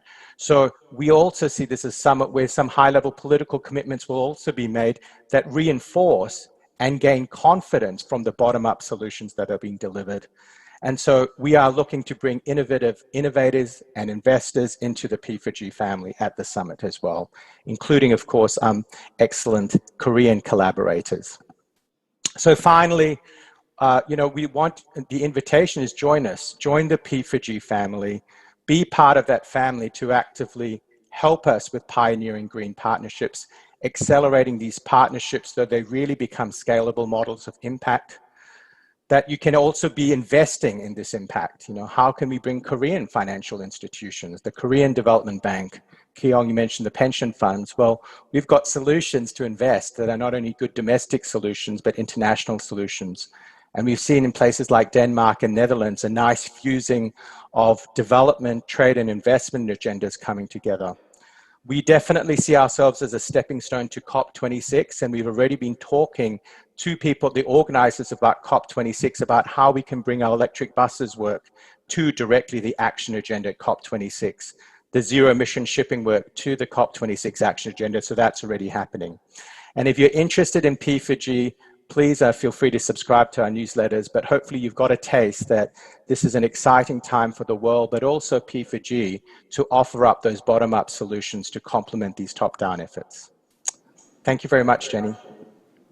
Thank you, Ian, for elaborating what P4G is doing, and also thank you for sharing your observation about practical solutions. Actually, you emphasize strongly that practical solutions are available. And therefore, finally, I would like to invite Dr. Kim Sung-woo, who has worked for private sector for many years. So, Dr. Kim, technology is in place, and the practical solutions are available. And there are a lot of money available as well, experts say. And also business environment is changing rapidly. Some private sector, some companies, they are really proactive in opening new opportunities, in developing new business. However, some other companies, they still have concerns, they still have not strong confidence about the future. So, how can we mobilize private sector to proactively work for climate action? How can we encourage private sector? How can we mobilize their actions and their investment in climate-friendly industry, climate-friendly business? Over to you. Thank you, Chair. As Chair just introduced, I'm almost 30 years experience, the environment and energy investment expert in private sector area. I would like to thank especially the Minister of Foreign Affairs to have this timely event and invite me as a panel. I think that I just want to I would like to suggest just one thing on how to effectively and efficiently motivate the private sector's decision making toward this the low carbon or net zero, if I may, flow. That's the ESG. I think it's worthwhile to note and deeply take a look at what ESG is doing on the ground at the moment. Then it's really good for you, good to know, and it would be really good for you to leverage this ESG move or wave or initiative. I think it would be much more effective. The ESG is investors' push to investees or corporates to be greener and more inclusive and more transparent. ESG represents, as you know, the environmental, social, and governance, and that's the considering factor for investor to make investment decision. It's not just word. Right now, earlier this year, the BlackRock, which manages $8 trillion, sent a letter to all CEOs of investees to set up climate-related strategy by the end of this year. So many companies, including Samsung, LG, Naver, are working on it right now. So it's really moving. The investors' push called ESG is moving the companies at the moment, and it will do it in the future as well. Then why investors are doing this? The investors are supposed to make money. The investors are doing this to make money. The first reason, there are two reasons the investors are doing this. The first one is they don't want to lose the money in the long run. The investors have witnessed 74% depreciation of the company value for last decade in coal industry. So investors know that next one would be oil and gas company. They don't want to lose that again. So they want to engage with companies to put their strategy into the right direction. And that one of the good example is the ExxonMobil's, the market capitalization was just exceeded by small utility company generating the renewable energy in October. And the second reason the investors are doing ESG, pushing really hard for green, is not to lose earning opportunity throughout this whole the transition. One of the good examples for that is if you take a look at the stock market, the stock price of Tesla, which is the EV electric vehicle, the manufacturing company, after it went public in 2010, the stock price of Tesla was $5 per share until 2013, and it had been $50 per share until 2019, and it's now $500 per share as of now, 2020. I'm not trying to generalize this kind of happening, but I'm not saying, I wouldn't say this is the last one. We will see the many other companies are doing the similar performance. So from investors' perspective, they don't want to lose this earning huge opportunity throughout the transition of the market. So to conclude my comments, according to Deutsche Bank, the amount of ESG investment would be $100 trillion in 2030. That's a huge money, and that's the money which have a same direction that all of us aim for. That's the money that we need for transition. That's the money that we need for Paris Agreement. And now investors are pushing their investees doing that. So if you are public sector, if you are some initiative founder, please take a look at the ESG's move very in detail so that you can just think of how you collaborate. Thank you. Thank you very much, Dr. Kim, for sharing how market is moving toward. Yes, actually, I planned to receive some questions from the floor and have some discussion sessions after the presentations of panelists. However, due to the time limit, I think I should bring this session to the end, unfortunately, without receiving questions. Anyway, thank you very much for panelists for joining and sharing your thoughts. Also, particularly, I would like to say my thanks to the panelists connected online in spite of the different time zone. So thank you for your contribution and thank you for your contribution and your commitment. So I hope you have a good night, and also all of you, please stay in good health. Thank you for joining. Bye. A very big thank you to our moderator and panelists. We will now have a 15-minute break. We are running a little bit behind schedule, so please be back in your seats after the 15-minute break by 5:10, excuse me. And we have prepared coffee for you outside in the Topaz Hall right across from the hall that you are in right now. So please enjoy, and we will be back with you shortly.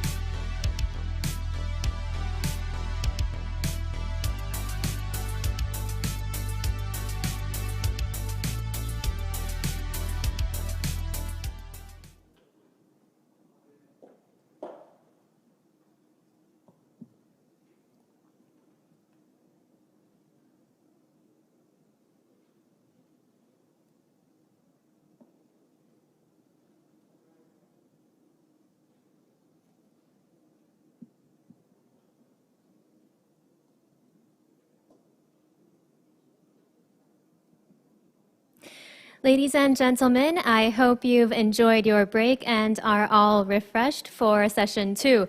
Session 2 is titled International Financing for Innovation and Exponential Climate Action.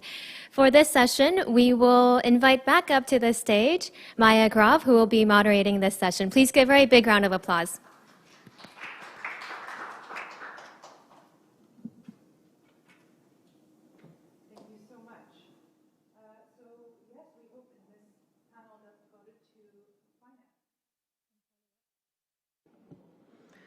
Can follow up on a range of the threads that we already saw in session 1. And in the interest of time, let's welcome our again, an excellent panel that we have here today that we're blessed with. So firstly, Frank Reisberman, Director General of the Global Green Growth Institute, GGGI. We also have, joining us by video link, Oyun Sanyarsuran, the Director of External Affairs at the Green Climate Fund. Do we have a link with Oyun? Yes, fantastic. Hello and welcome. We also have Shiva Dustar, Head of Division at Innovation Finance Advisory, European Investment Bank, joining us from Luxembourg. Welcome, Shiva. Lovely to see you. We have Wanjira Matai, Vice President and Regional Director for Africa, World Resources Institute, joining us from Nairobi, Kenya. Welcome, Wanjira. Next, we have Mr. Arunabha Ghosh, Executive Director and Founder of the Council on Energy, Environment and Water, based in New Delhi, India. Welcome, Arunabha. Also a very important perspective from the Korean Development Bank, Mr. An Wook-sang, Head of the Climate Finance Team of the KDB Bank. Thank you, Mr. An. Welcome. So, in terms of setting the scene for this panel, we've talked about the need for exponential action as Johan and others have communicated, and indeed the ramping up of ambitions around the world by various countries. And going back to the scientific perspective, the IPCC has reported, given the gravity of this global situation, the scale of action necessary is truly unprecedented. The IPCC has noted that we need to transform the global economy at a speed and scale with no historic precedent. So this is rather extraordinary. And of course, finance is clearly a key element needed to enable this transition. At the same time, and as we heard on the first panel, there are very positive economic opportunities and great potential in this transition. For example, a recent analysis by the IMF paints a very positive economic picture of the transition and suggests that a green infrastructure push would, if anything, lead to faster economic growth over the next few decades, as COVID recovery packages are implemented, with also, of course, huge long-term benefits for our societies and our economies in the long term. The IMF notes that there may be medium-term economic transition costs, which are, however, manageable. So as a general background questions to panelists to keep in mind as we go through their presentations, how are international, regional, and national finance institutions and the private sector responding to these this challenge that we have together at the global level? How are they enabling concretely what is needed, given also global economic diversity, to tackle the need for green finance at the required scale to make this historic international transition? So, with that background, let's start with each of our panelists taking the floor for about 5 to 7 minutes each. And at the end, hopefully, we'll have a little bit of time for questions from the audience. So why don't we start with our two international but Seoul-based institutions, the GGI and the GCF, with the theme on the prospects now for accelerated action, especially on greening this economic recovery and designing long-term climate goals. following again on our first session. And as we prepare for COP26, how can we better assist developing countries as they seek more ambitious goals? How should we utilize this political moment and political momentum that is scheduled for 2021? So Frank, over to you to start, if you'll kick us off. Thank you, Maya. And indeed, I prepared a couple of slides that I'll try to take you through a bit quickly to talk indeed about finance, different finance options, because as a number of people have already said, you know, we had thought that we'd mostly be talking about climate this year and about how to improve our NDCs. Instead, we're all hit by the COVID-19 crisis, and we have heard as a theme that we should be building back better. But can we? And indeed, we've been looking at that since March, I would say. We had a global financial crisis, 2008, 2009. We also had stimulus packages then. Some of those had at least a green edge in the US, in China, but overwhelmingly the stimulus packages in 10 years ago were brown. And we had a very brief dip of emissions, and after that a very rapid resurgence. Will it be different this time? Can we really build back better?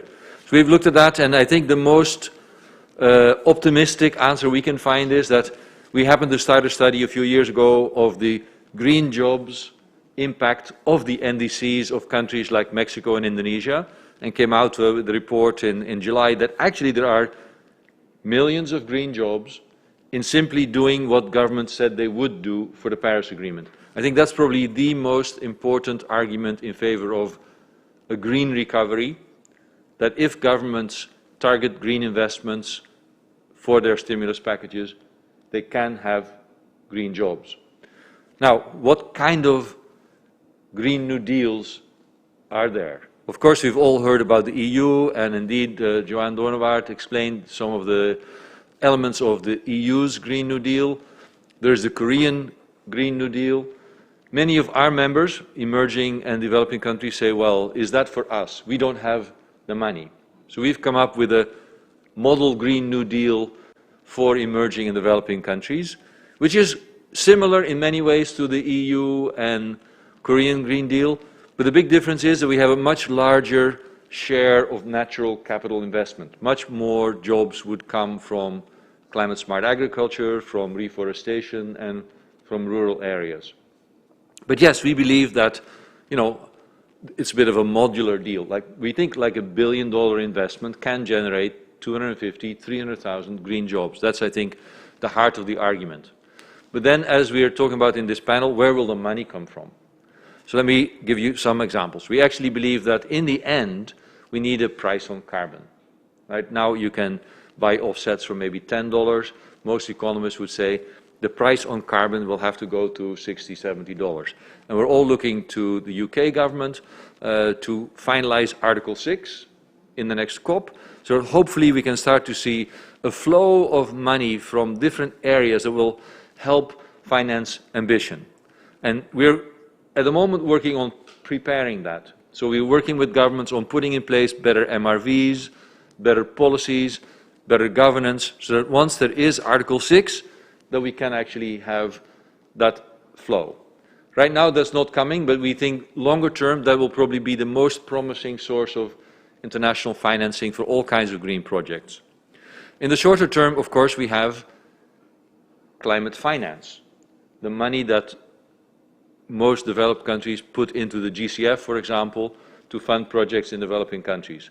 And we were very happy to work with Mongolia, the country that we actually have the next speaker come from, to put in place the Mongolian Green Finance Corporation, which is actually the private sector, a private bank, getting money from GCF to invest in small-scale projects to improve, for instance, the heating that currently both gives a lot of emissions and that very bad air quality that you see in Mongolia. So those are clearly examples that there are lots of.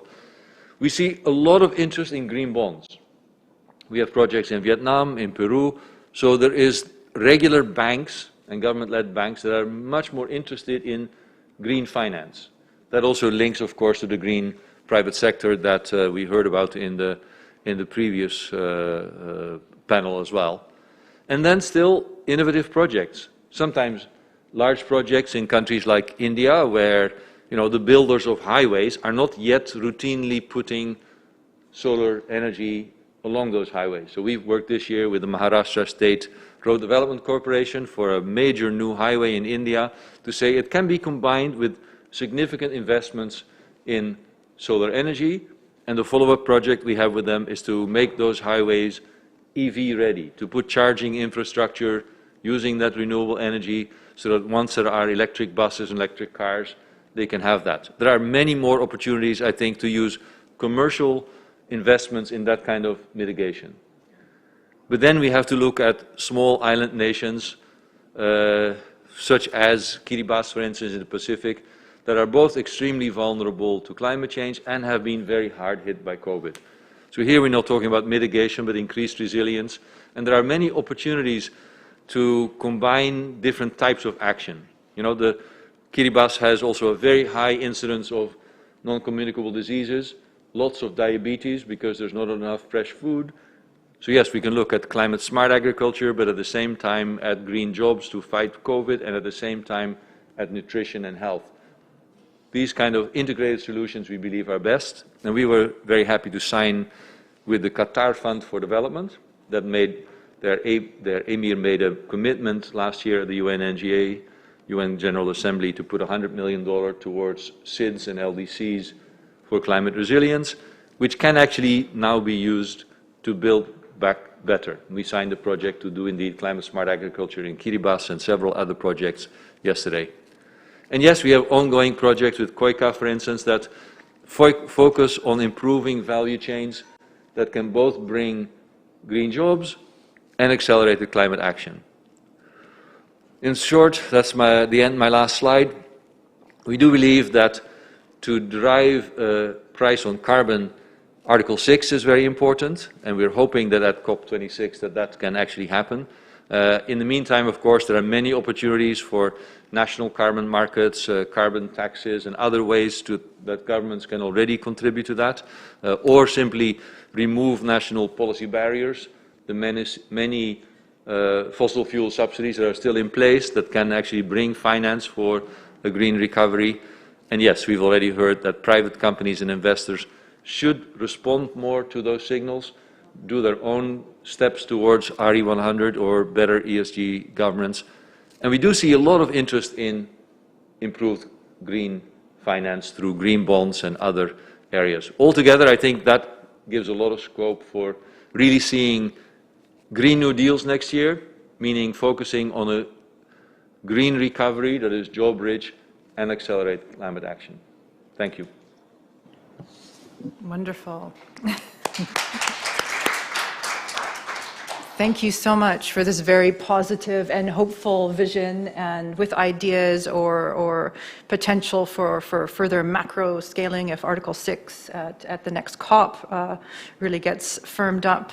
Also talking about different exponential policies like the end of fossil fuel subsidies, tax on carbon, very practical exponential policies that can really shift economies.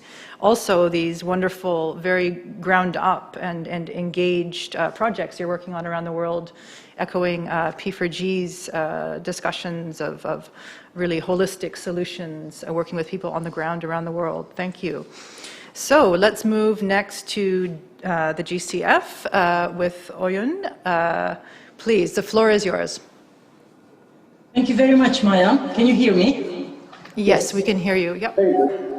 No, very substantive discussions. Pleasure to be here, especially on the eve of the 5th anniversary of Paris Agreement.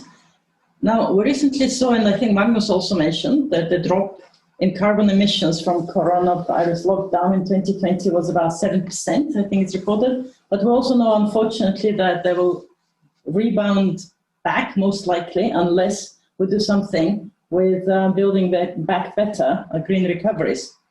So strong economic recoveries can make the difference. And I would like to quote or reference an article which was published in Nature Climate Change magazine this August.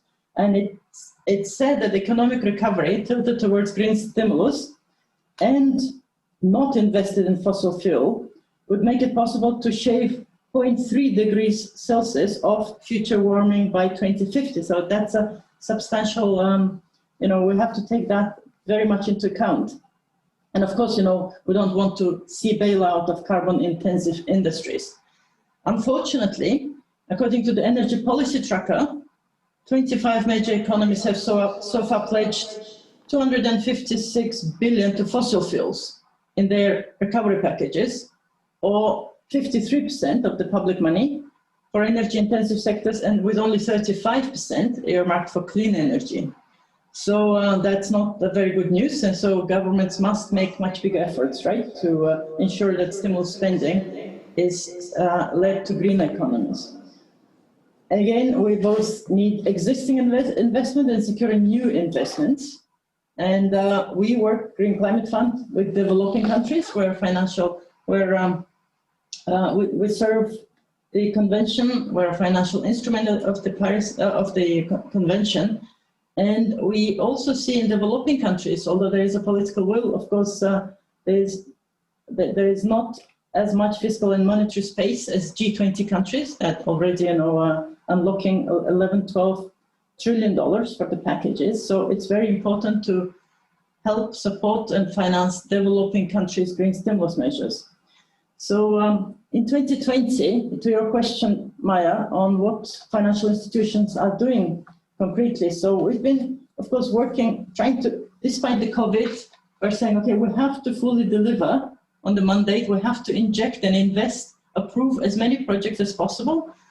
And of course, especially, and hopefully in the projects that will maximize social and economic development co-benefits and create new jobs. And Frank, of course, mentioned that actually the green jobs or in the green recovery, green investment can actually create more jobs than not necessarily the brown investments. Our board, for example, this year, and then we have 3 boards a year, approved by now about $2 billion worth of investments. Of course, we on an average leverage about 2–3 times as much as that. And currently, our portfolio with co-financing stands at over $23 billion. And that's since GCF was operationalized, and we approved our first project 5 years ago. Since then, so we've allocated for more than 110 countries, about $7.2 billion, and with co-financing, it's $23 billion worth of projects. And we work with more than 100 accredited entities, but also implementing entities like GGGI, and Frank mentioned, for example, one of the projects that helped to come to our board recently in November, and we approved the first green bank in Mongolia. But for example, another project example from the November board meeting will be investment in subnationals, because it's very important also to invest in municipal subnational levels. And we approved, for example, a climate fund that attracted private investments, will attract into cities, states, and provinces across 42 countries, actually. And that's with IUCN Pegasus Private Equity Fund. And it's approved about $150 million, but it will leverage another few hundred millions as well. So we set actually a new goal of approving $1 billion projects, funding proposals for each board meeting. So if we have 3 boards a year, so hopefully 3+. And if we leverage 3–4, that means sort of more than $10 billion of, again, green investments going into developing countries. And now it's not only investing in funding proposals, projects, but also we invest into capacity building and readiness, which is very, very important, and project preparedness facility. And this year with COVID, we initiated something called Rapid Readiness. Basically, it's a grant capacity building, but also helping if countries want to access grant readiness project to craft green resilient recovery measures. But also, for example, think of longer term debt swaps, debt for climate, debt for nature, restructuring, for example, and they need expertise on that. So that's also very much available. Your question also was, how do we actually create blended investment? How do we also de-risk capital? What are the barriers? I think you are absolutely right that on one side, there is a lot of demand there is a large number of projects, green project proposals that are in developing countries, and our pipeline is very, very strong. We can see that. On the other side, of course, a lot of money is sitting in institutional investors in OECD countries, and then how do we bridge them? So the market risk is misaligned with the climate reality. I think we know that. And markets need information to price climate, physical, transition, and legal risks. And those risks must be then balanced against high upfront capital requirements, longer payback period, and greater technological novelty of green investment. And financiers need financial products to invest in so that they also meet fiduciary requirements. Now, on the entrepreneurial sides, entrepreneurs face a range of policy, institutional, technical, and regulatory barriers. So, for example, we also invest into de-risking, not only private sector investment, but also de-risking regulatory and policy framework as well.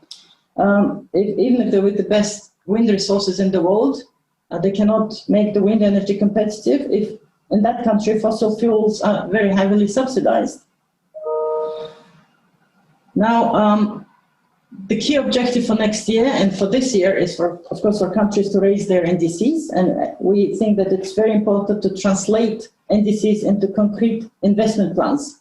So we've been also working with some countries to help them through the capacity building and readiness, how to translate maybe a list of ambitious, NDCs into concrete investment plans.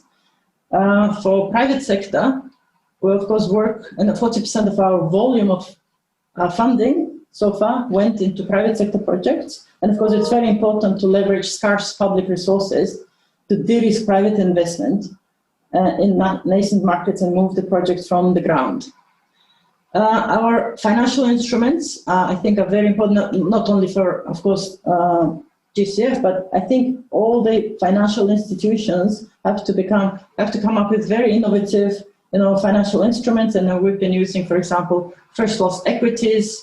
We're thinking of sovereign-backed guarantee funds, and of course, the recent Financing Common Summit of development banks showed that greening national development banks can actually lead to major transformative changes. I have an example of one or two projects, but I think I'll skip those. If there is any question on concrete, then I can come back. But just today's forum is about climate governance, and this panel is about finance. And of course, finance is key in one of the key pillars of the climate governance. And I would like to remind about the $100 billion pledge by the wealthy governments. And this is a key pillar and also glue of the Paris Agreement, as we know. And the latest figures from OECD show that in 2018, the climate finance channel to developing states rose by 11% to about $79 billion, which is about 20 billion, still short of 2020 flagship goal. But of course, if you look at the Oxfam Climate Finance Shadow Report, it quotes lower numbers, and of course questions the terms on which developed countries are currently meeting the goal, too much in the forms of non-grant instruments or loans, not enough on adaptation, challenges of double counting. And I just want to mention that we being a financial instrument of the convention, last year we had our first replenishment. It was successfully replenished by almost $10 billion US. And for the programming period, what we call GCF1, which is from this year, 2020 until 2023, we can increase our programming capacity by 70%, because compared to our initial resource mobilization, which was about just over $7 billion, it's more money for lesser number of years. Previously it was $7 billion for 5 years. Now we have about 10 for 4 years. But I'd say it was successful replenishment, although the expectations is higher, because US didn't contribute. For the initial resource mobilization, US contributed 1/3. But despite US not contributing, and some of other donors as well, most of the contributors increased their funding. European contributors especially doubled their contributions. And also Korea, our host country, we're very grateful that they actually doubled their contributions as well. And the I think for COP26 especially, delivering on this 100 billion promise is key in maintaining trust, but also ambition as well. And so I'll stop here. Thanks very much, Maya. Brilliant. Thank you so much. Again, a very rich and active presentation with many positive sort of vistas on potential within the UNFCCC framework, COP26 with the US now on board, as we heard very optimistically with Richard in the last presentation. So some great new macro potential there. Also, your presentation highlighted some of those very key bottlenecks to exponential action and making real progress, like the fossil fuel bailouts. How do we together really support and catalyze a redirection of those economic recovery funds in a meaningful way? Also, I very much liked your point about the municipal and subnational level engagements. I know that the hosts of COP26, the UK, are really featuring the cities around the world, the C40 organization and others, where we can make huge progress if we work at the city level. Fantastic. Let's continue then. Next, moving to Europe, moving to Luxembourg with Shiva Dustar. And we're excited to hear about your work, Shiva, and also the big transitions and the adaptation organizationally you've had to make as Europe really scales up its ambition, the Green New Deal, and how you've had to innovate, think fast across so many multiple dimensions, also with the COVID-19 situation. So please, Shiva, over to you. Thank you very much. Indeed, it's a real pleasure to be here. Thank you, Maya, for having invited us to this truly global conference. So greetings indeed from Luxembourg. It's just a crack of dawn here, or at least finally we got a bit of light in the background. Indeed, if you could perhaps move to the next slide, and I'll give a brief introduction of the EIB. For those of you who may not know us, well, you are missing out. You should get to know us very soon, and a quick glance gives you some key facts. So we are indeed the Bank of the European Union, and now also, have decided to be the climate bank of the European Union. So I will tell you how we are taking these historical moments that we are in to really transform actually the bank. In terms of our, so we are obviously owned by the EU member states, the 27 member states, and you will see down we have what we call these policy priorities, which sort of go from environment to infrastructure to innovation, SMEs, and climate is obviously the cross-cutting area. Hence, for the bank, a really great opportunity to bring all its expertise, its financing, all what it has done in the last 62 years with the single focus of tackling the really big climate challenge that we are all facing. Moving maybe to the next slide. Now, I was really pleased to hear some references earlier also to green bonds, and indeed the EIB, I believe, is actually the largest issuer of green bonds and may also have been one of the very first ones. This is a very important initiative that really helped us to kind of already quite a number of years ago bring in that focus of climate change into our activities. Now, when you look at these numbers historically, it is fair to say that our portfolio has grown, but it's relatively, it is quite clearly skewed towards climate mitigation. I think on the adaptation front, there is a lot more we can do, and I will tell you a few things that we are right now looking into. But I think we are starting from a strong base, but we really have still a long way to go to live up to our ambition of being the climate bank. So in terms of numbers, you see that we have, so last year had 16 billion in looking sort of at the climate action investments. In the future, we will also take sustainable environment investments as another core objective. So we really are trying to make sure that all our activities are now Paris aligned. And in fact, if you could perhaps move to the next slide.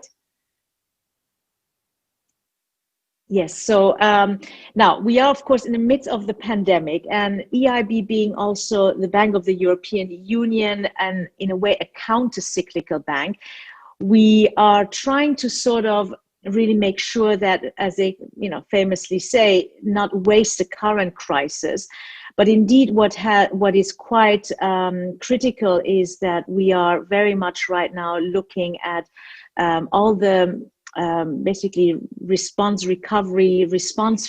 mechanisms that are now put to disposal to all the companies in the European Union, and hence you will see sort of some of the initiatives that are right now in place. They are primarily to really help companies to get through the crisis, but actually what very much is a driving theme is to use this opportunity to really help also towards to accelerate in a way the green and digital transition. So I think this is where and I think this is one of those historical moments that we really need to grasp right now, that these funds that are now, and thankfully overnight, have actually been approved in the EU budget are having the right directionality and bring that critical mass of financing to not only, of course, help respond to the COVID crisis, but really very importantly, also make us future-proof. The next slide, please. Now, this is, in terms of the next sort of decade, a few of our key highlights of our ambition. So one is the Paris Agreement alignment. So as of end of this year, or basically starting next year, all our activities have to be Paris aligned. This is, it does therefore mean that certain activities that we have done in the past, we actually no longer will be doing. I have to say it's perhaps not the biggest hurdle for us, given that this journey has already started a while ago.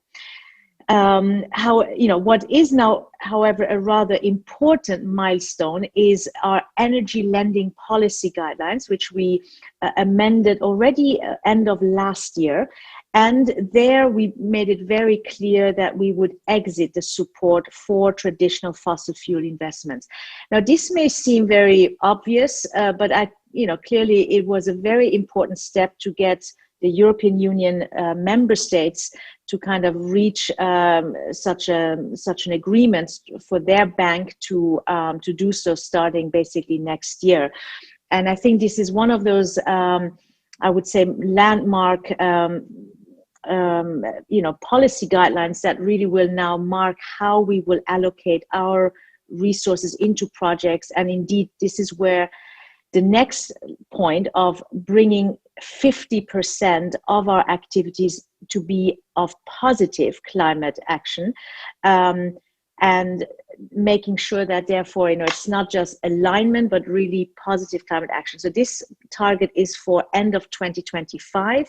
We are sort of coming to around 30% at this stage. So we have still ways to go, but as I was saying, because of our energy lending policy guidelines giving us some clear ways forward, we are quite confident that we will also meet this. But this will require a shift in our business model, a shift in how who we support.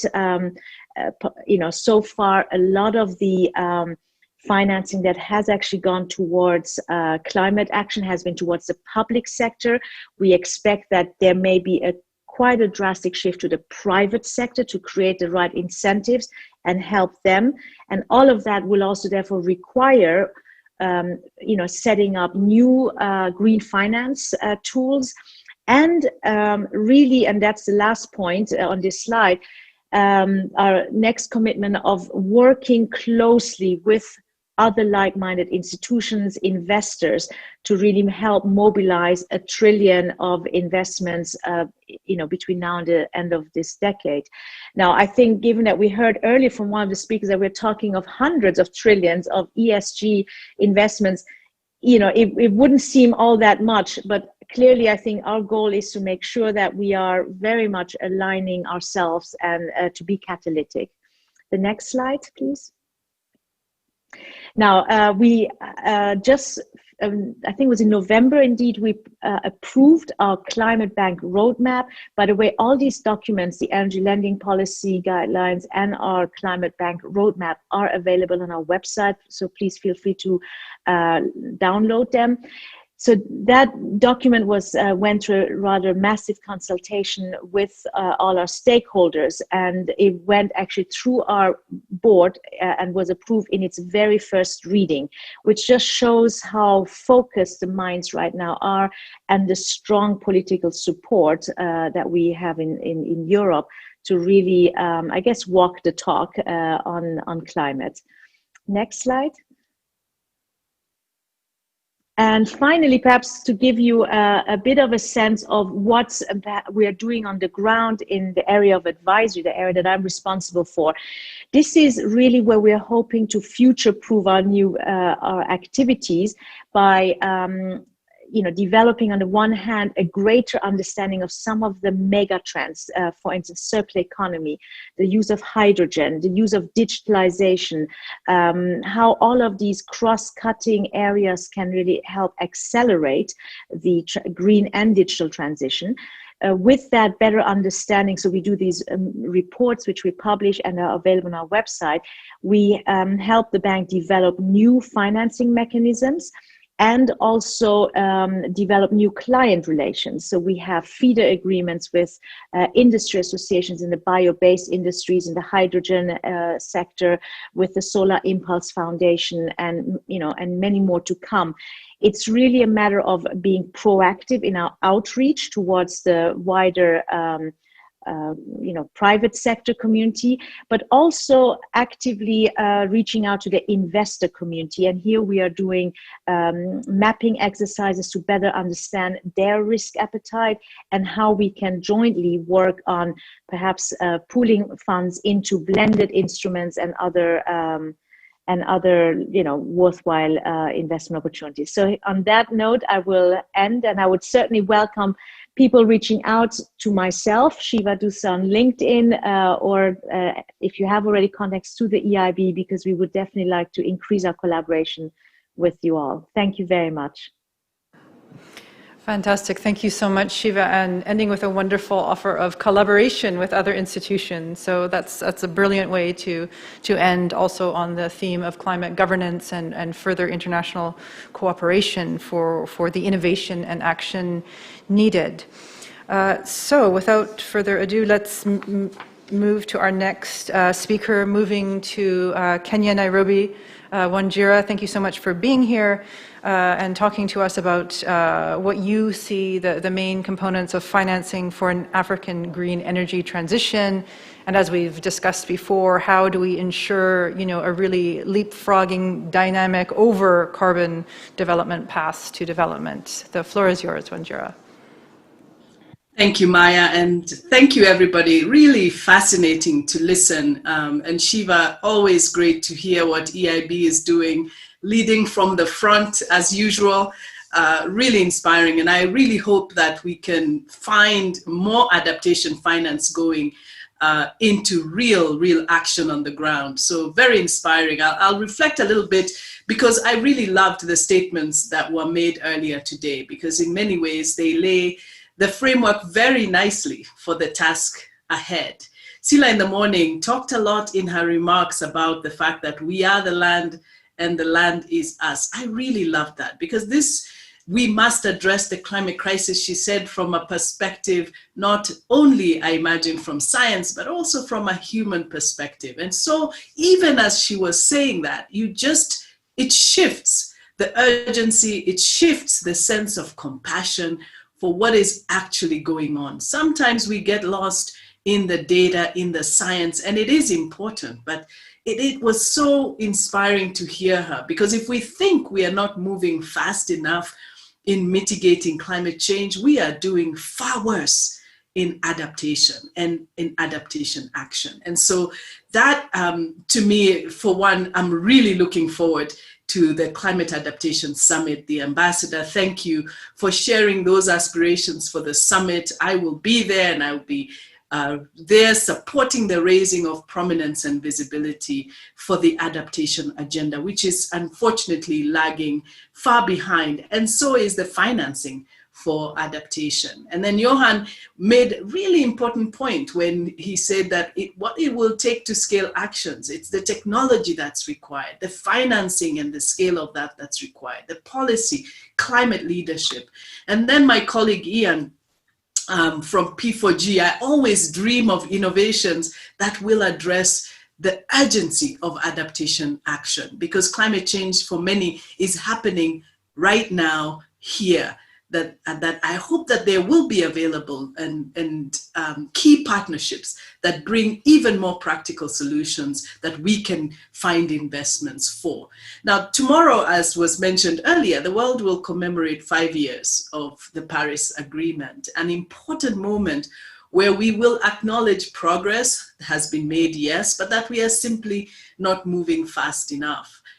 Very recently, Christiana Figueres and I were on the same forum, and she reflected really beautifully about the fact that how important this moment is. A true celebration, she said, but she also shared a glimpse of just 5 years ago, how much or how little we thought we could achieve. The fact that carbon neutrality by 2050 would be mandated, or at least as mandated by science, would be acceptable, was simply impossible. It seemed like we did not stand a chance of having commitments at that level. In 2015, it was unimaginable. And so to think that now northern economies are leading the way there, hundreds of countries already putting net zero, at least we have, I think, 100 target by 2050, that was just simply not possible. And I think that the decarbonization train is unstoppable, and we will and must figure out how to meet the urgency of that moment. And I think that's where the financing will follow, because this is a trend that was not even possible to think would be this, there would be this much consensus around it. And back in Africa, I just want to reflect a little bit on what Africa is doing, because I think we're really seeing some leadership coming out on climate in Africa, especially around the COVID crisis, but even just in itself. In May, Rwanda was the first country to submit an NDC, and that being a developing country. Morocco putting COVID recovery legislation into their green investments and renewable energy, creating jobs, as we've heard. So it's real economies on the continent showing leadership. But for Africa and most of the global south, it is no secret that our contributions to global emissions are not that significant at all. But these countries and communities there stand to be most disproportionately affected. That we know, and we are already seeing it. And that's why I said I loved the reflections earlier, because it's something that's actively going on. The droughts that we're seeing, severe droughts in the Sahel, locusts in the Horn and East Africa, historic flooding that we've never seen in so many countries across the Eastern African region. And then more than 3 million people who were severely affected in one single country of Mozambique due to Cyclone Idai. Just the impacts alone are simply unbearable and unthinkable. And so we've also seen just the inequity and the vulnerabilities that are present in the world that we live in. Populations facing multiple compounded risks, and then at the same time, the urgency for action. So the sorts of losses and damages communities are experiencing now are just too important to ignore. And so I want to move and just reflect a little bit about the reality of adaptation finance and climate finance that is especially targeted on adaptation. UNEP estimates that by 2050, based on the current trends of global emissions, Africa's adaptation costs could reach $100 billion annually. And that's why if we delay, we will pay much, much more.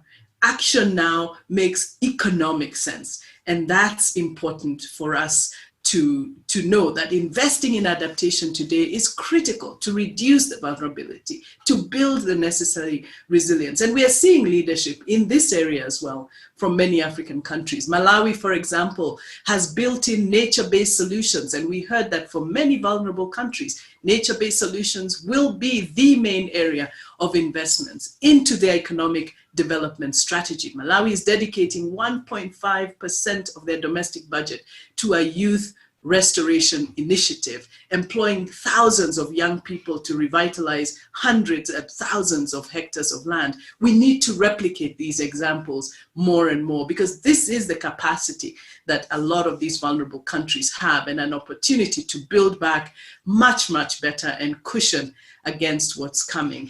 Now, we know we are not moving fast enough, but I was surprised to read these OECD figures that show that only 21 to 25% of international finance to developing countries, and this is to developing countries, only 21 to 25% is going to adaptation. Shockingly low level of investment, and just demonstrates in my mind the level of importance that we have placed thus far in adaptation. And that's why, Shiva, I loved your presentation where you mentioned that that is low and that EIB's own ambition in this area is high. I hope others will follow suit. We really need to turbocharge exponentially investments in this area. There are signals that adaptation is getting some prominence, some visibility. We have the Adaptation Summit coming. We also have the UK high-level champion for adaptation and resilience, who was announced recently, Anne-Marie Trevelyan. And I think that this is the beginning of a lot more that needs to be done on the road to COP26, yes, but on the road through COP26 to COP27 and onwards, because it is something we must sustain. So what is needed are real serious investments in information, in technology, in knowledge, so that we can allow for a more long-term perspective and preparedness against disasters and climate risks that we see. Climate finance is not only about changing capital flows away from fossil fuels, but also about reallocating and innovatively financing a shift from high emission investments towards more regenerative, sustainable, and low climate economic opportunities. And we've heard earlier that investments in renewable energy, even plant-based diets, the circular economy, innovative nature-based solutions, and most important as well, in how our cities urbanize, especially in the South, where they're urbanizing faster than anywhere else in the world, is critically important. So just to mention, we need a revolution in finance. That's the message. If you hear nothing else from me today, we must mobilize the necessary funds and resources for more climate resilient and cost-effective solutions. Private sector must also understand that the economic opportunity available in adaptation and resilience solutions is real. And I hope Ian and others who work with us on this will really dedicate more investments and into more adaptation solutions. Thank you, Maya. Thank you so much, Shwandra, and I love your call for a real revolution in finance and drawing our attention with real laser focus to adaptation, and we must think of vulnerable populations around the world and mobilize finance across the board to deal with the challenges that we have.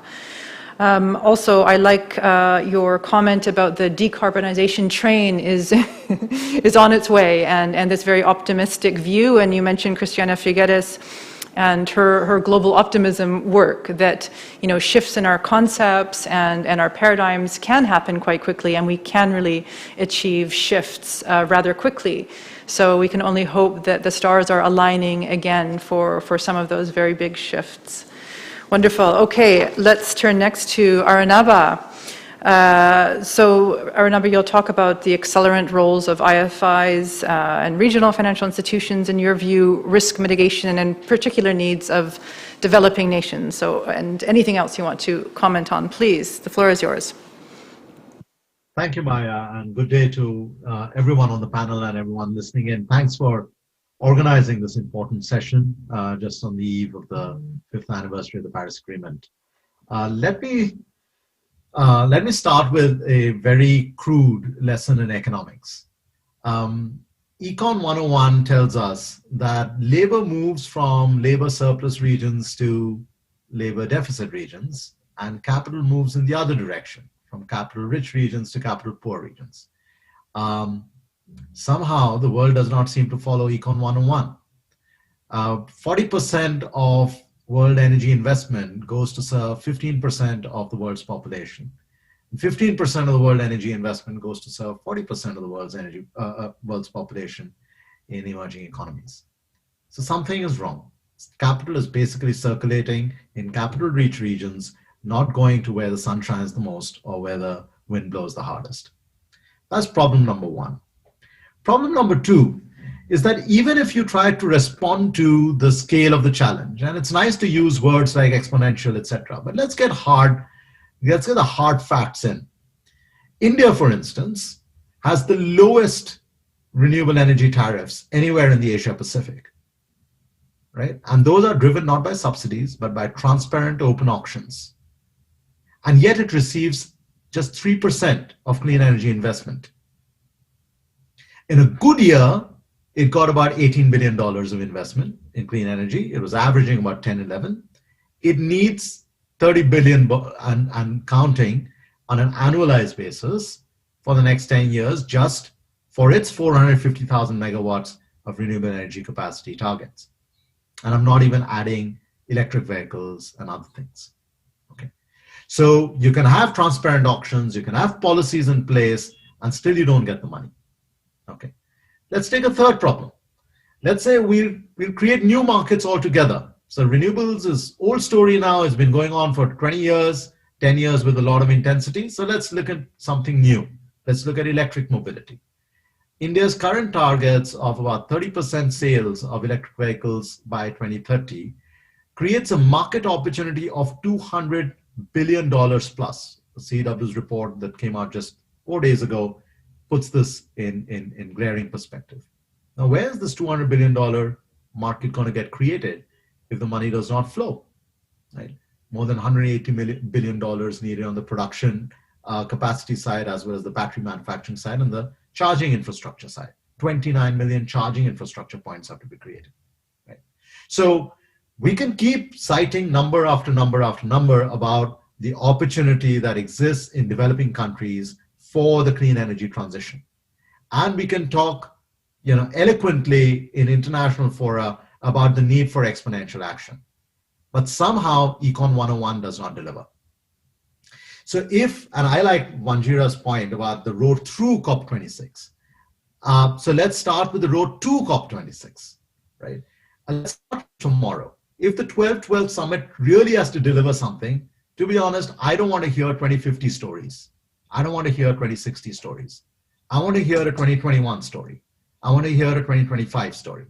Because for every year that we don't act now, we are removing the carbon space that's available for developing countries that still need to develop. The very countries that actually have disproportionately larger markets for and policies for a clean energy transition.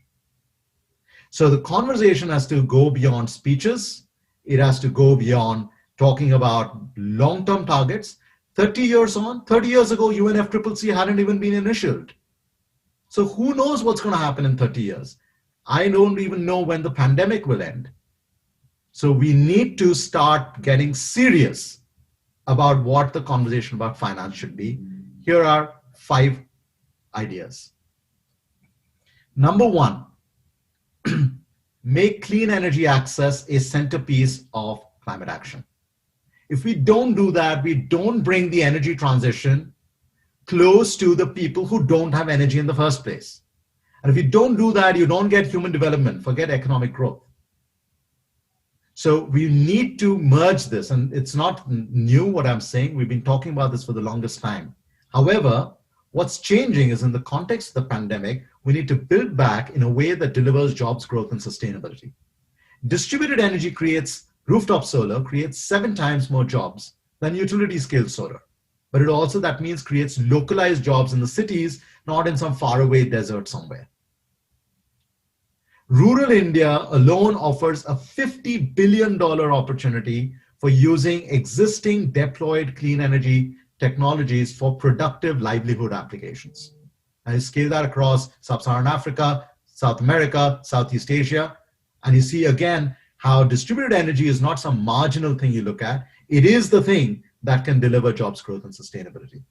But for that, you will need to have a very different kind of innovative financing to help companies go through their commercial valleys of death, to get the end user financing according to the end user's ability to pay. A farmer might not be able to give monthly payments, but might be able to give seasonal repayments. Whereas a daily wage laborer might be able to pay daily, but not have any savings at the end of the week. If we don't develop our business models accordingly, we don't tap this multi-billion-dollar opportunity. Idea number 2. Small businesses are the backbone of emerging economies. But they are the ones that also face some of the highest energy costs and therefore are uncompetitive in global markets. If you do an energy audit of a micro, small, medium enterprise in India, as we have done, the chances of taking on cleaner technology increases 6-fold. But who's going to pay for that? Again, this is not rocket science. You have to figure out not a huge upfront capital investment from their balance sheet, but is there an off-balance sheet financing possible, or a payment along the savings of the life cycle of that investment possible, so that clusters of micro, small, or medium enterprises begin to transition. And suddenly small businesses are not afterthoughts. They become a stronger backbone of weaker economies. Third idea. The risks that we think we are going to encounter in investing in emerging economies are very different from the risks that you do encounter in emerging economies. No one is saying there's no currency risk. No one is saying there's no off-taker risk. No one is saying there's no political risk. But you look at the real numbers and there's a huge delta between the risk realized and the risk perceived. Now we have to narrow that band. Now that band can be narrowed by pooling these risks across countries and pooling projects across countries and creating a common risk mitigation mechanism, so that you have that double pooling, reduced cost of capital, and an increased standardization of the projects across countries, so that large investors begin to put emerging economies and developing countries on their radar. Fourth, and this goes to Wanjira's point about adaptation and resilience. Wimbledon got $141 million from its pandemic insurance. All low-income countries got $132 million from the pandemic bonds of the World Bank. So 141 million, 32 million for all low-income countries. There is no insurance cushion to speak of. So where will adaptation and resilience come from? Instead, we need to create a global risk pooling reserve fund, which would again pool these climate risks and be able to pay out through perhaps an allocation of the IMF's SDRs into that fund when certain thresholds cross. Just yesterday, we at CEW published the first installment of India's Climate Risk Atlas, the first such attempt at a high resolution level in a developing country. 75% of India's 700 plus districts are now hotspots for extreme climate events. Now you extrapolate that across the developing world, and yet you think in 2019, of the about $140 billion of extreme climate event related losses, the global insurance industry covered only $60 billion.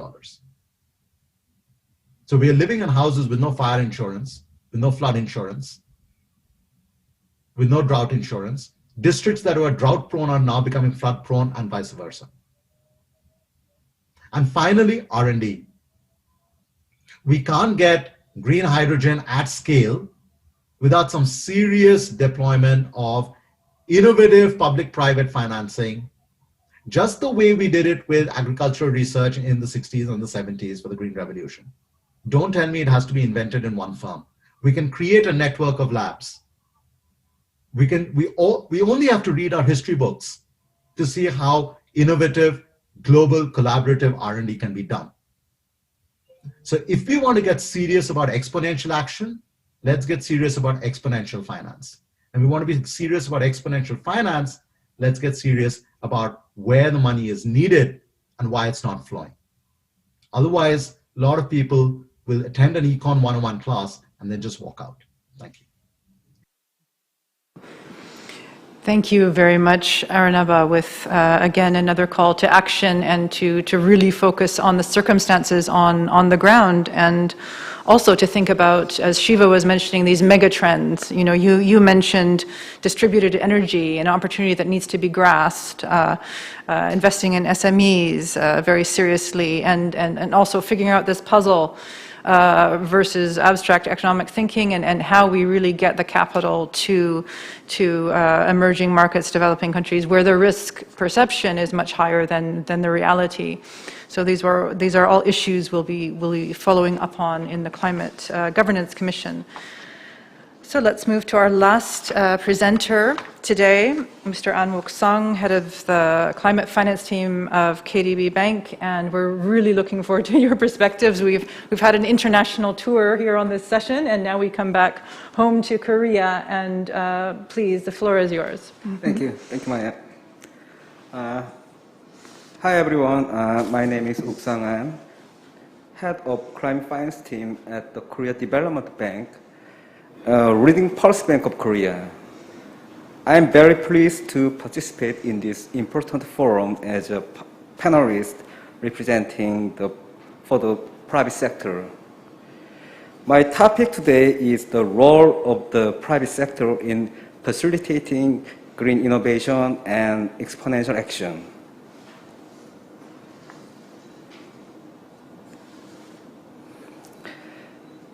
No one can deny the importance of the private capital mobilization. And some of you might be curious about why KDB, state-owned bank, is presenting the private sector perspective. For this, I should introduce KDB briefly before starting the main theme. Since founded in 1954, just 1 year after the Korean War, KDB has supported the Korean economic development as a financial policy arm. With the Korean economy being mature, KDB has established the project finance division operating purely on a commercial basis. We are now self-funded as a private investor globally. Above all things, KDB is pursuing green and climate finance deals on a commercial basis as the first and only accredited entity in Korea of Green Climate Fund, the largest climate fund globally. Because we believe financial sustainability is an important element for business sustainability as a whole.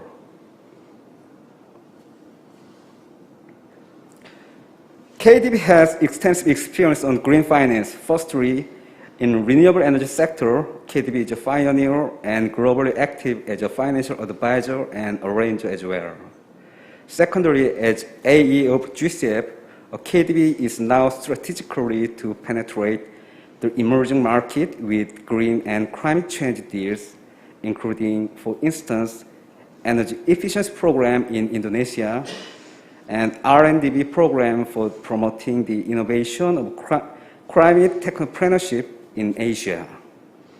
Thirdly, to attract private funding, KDB cooperates with a multilateral development bank and/or export credit agents, especially for approaching emerging countries. Lastly, to mobilize green and climate finance, KDB has continued to issue green bond several times. As KDB had done, recently private investment to climate finance is growing. You can see the graph that shows a growing trend on the left side, but climate investment still needs amount 1.6 to 3.8 trillion US dollars annually between 2016 and 2050. According to recently released statistics, private investment is focusing on a renewable energy sector, partly low carbon transport sector, of which profitability is commercially proven. Major barrier of green finance are insufficient profitability and project risks. Most of green and climate responsible industries, such as low carbon transport, energy efficiency, require the government support. To mobilize the private sector investment in green industries, public sector should provide policy incentives like subsidize and take more risks than private sector, such as providing guarantee funding in the form of higher risk capital, for example, equity or mezzanine. My conclusion is the role of public sector is important for capitalizing private sector investment. Thank you for your attention.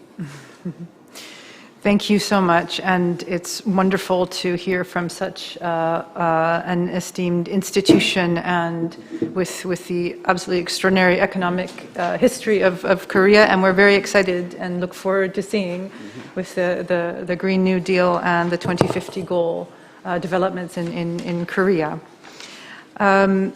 So I think we are well out of time, unfortunately, so we won't have time for questions. Out of respect also from some of our ending speakers who are in different time zones. I think it's about 3 or 4 in the morning. But let's thank our wonderful panelists here and abroad for all of their excellent contributions today.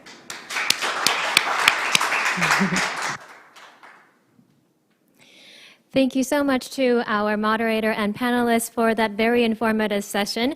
I know that everyone has enjoyed today's roundtable as much as I did, but unfortunately, our sessions have now come to an end. And to wrap up today's roundtable, we have two special guests who will be joining us for concluding remarks.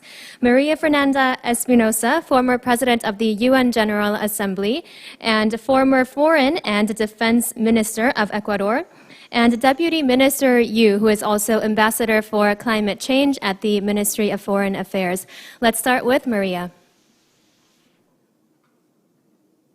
Well, thank you very, very much indeed to the moderator and to the Ministry of Foreign Affairs of the Republic of Korea, and also to the Global Challenges Foundation and the Stimson Center for hosting this global conversation on global governance for climate action. I think it's extremely timely and much needed.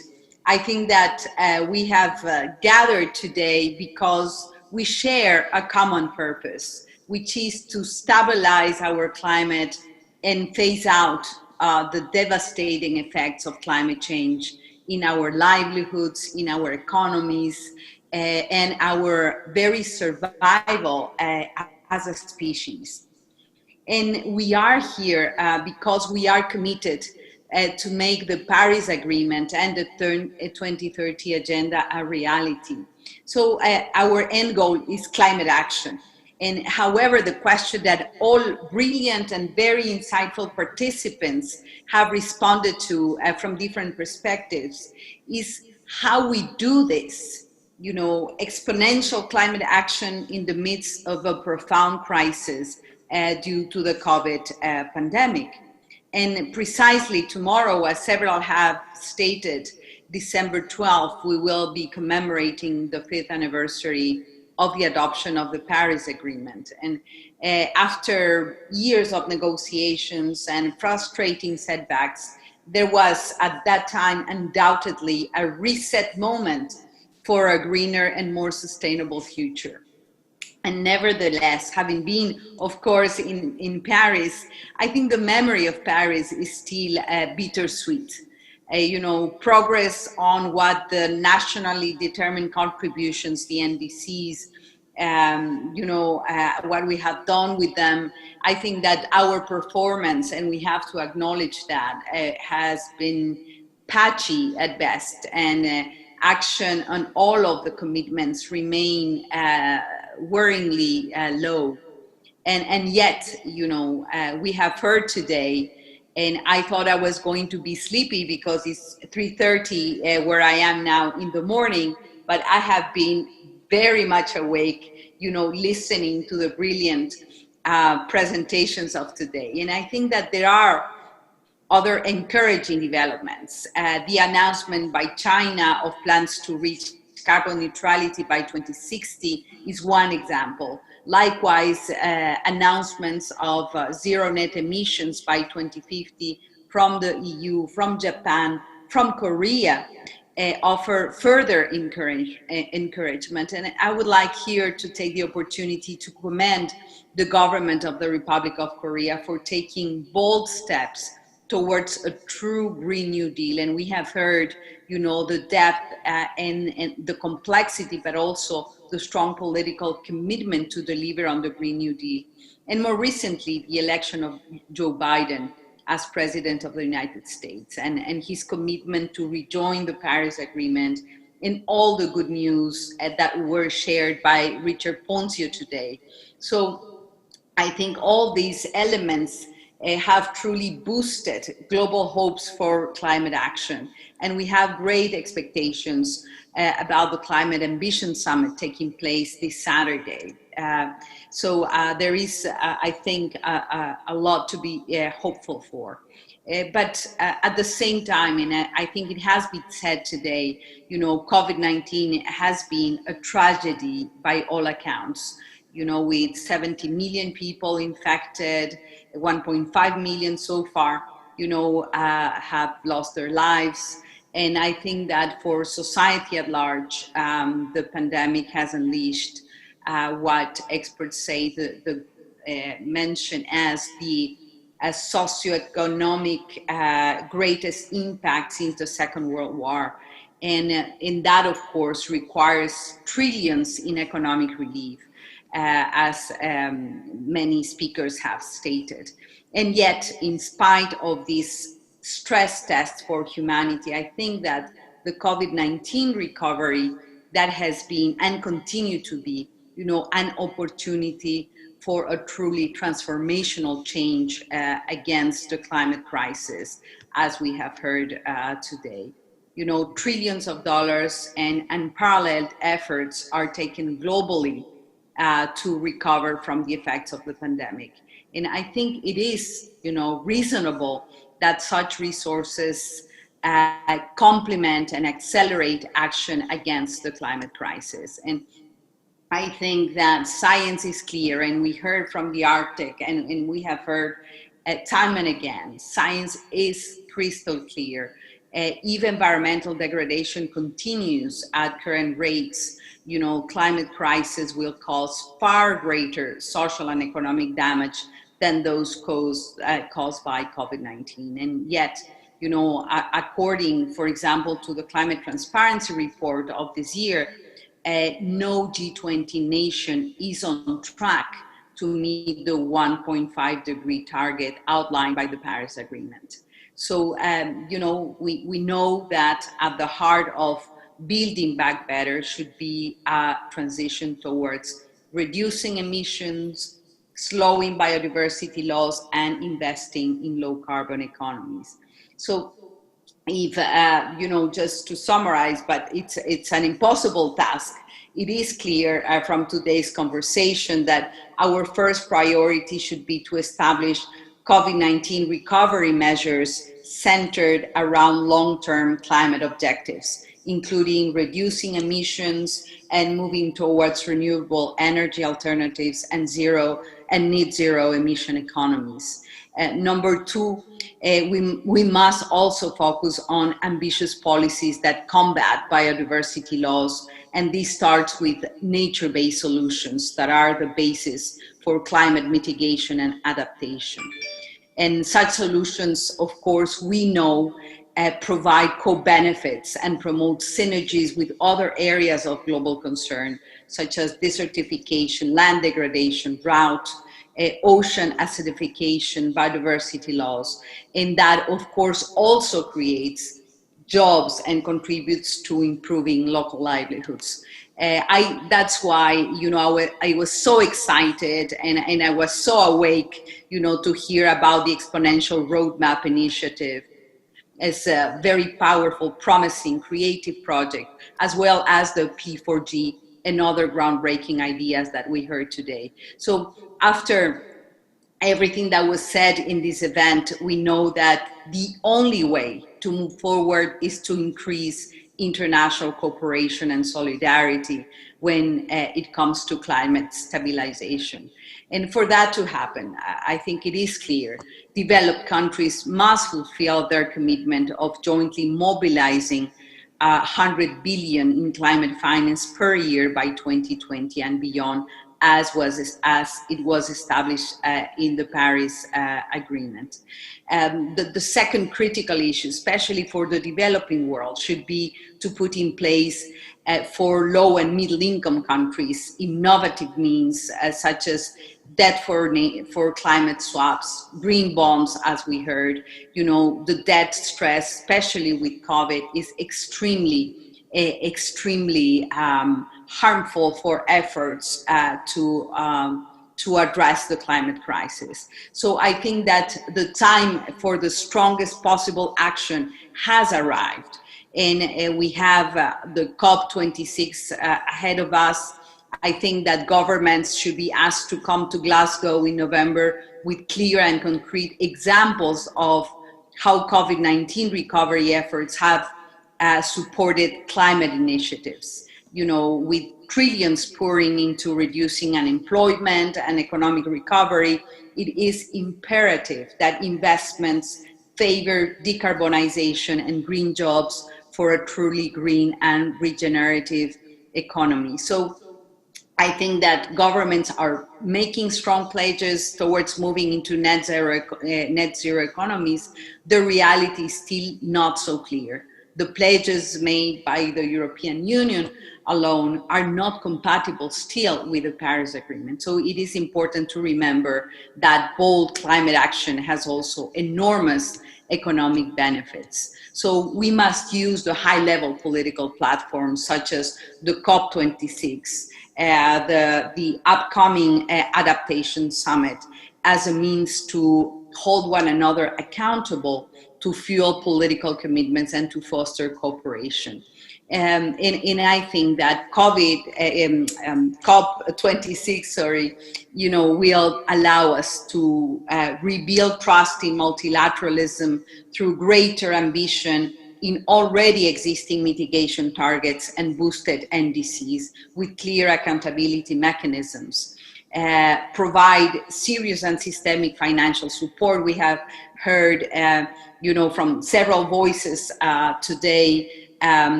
the lack of sustained, predictable climate finances, and also the concern that only 7% of climate finance go to adaptation. This is really bad news. This cannot continue. We need, as we heard from one of our speakers, a revolution in climate finance. So just to close, to say that 2021 will be a magical year. We have a golden opportunity to reconcile with nature, to look at the Earth system as our common heritage, and paraphrasing the first speaker, Celia Watt-Cloutier, I would say, let's imagine that the 4 major conferences that are taking place in the same year, the biodiversity, the desertification and climate COPs, plus the Food System Summit, the Oceans Conference, will build a narrative and the political commitment and the transformative leadership to dramatically change the relationship between society, the economy, politics, and our planet. And for that to happen, multilateralism and cooperation are our best tools. We must exercise our transformative leadership. We must act collectively and responsibly. Let us do our part and a little more. We still have time. So as former UN Secretary General, my dear friend Ban Ki-moon, stated at the beginning of this roundtable, we need to overcome the climate crisis because it is a moral and a political imperative. So thank you very much for your attention, and thank you to all the audience that is following us today from different time zones. And thank you again to the organizers for this wonderful global conversation on climate action. And back to you, Madam Moderator. Thank you, Maria. A special thank you, especially, as you said, it's 4 a.m. where you are. Thank you so much for joining us at this hour. And I really believe that this is a testament to how thought-provoking this roundtable has been. And with that, I'd like to move on next to our last concluding remarks. Deputy Minister Yu, please, the stage is yours.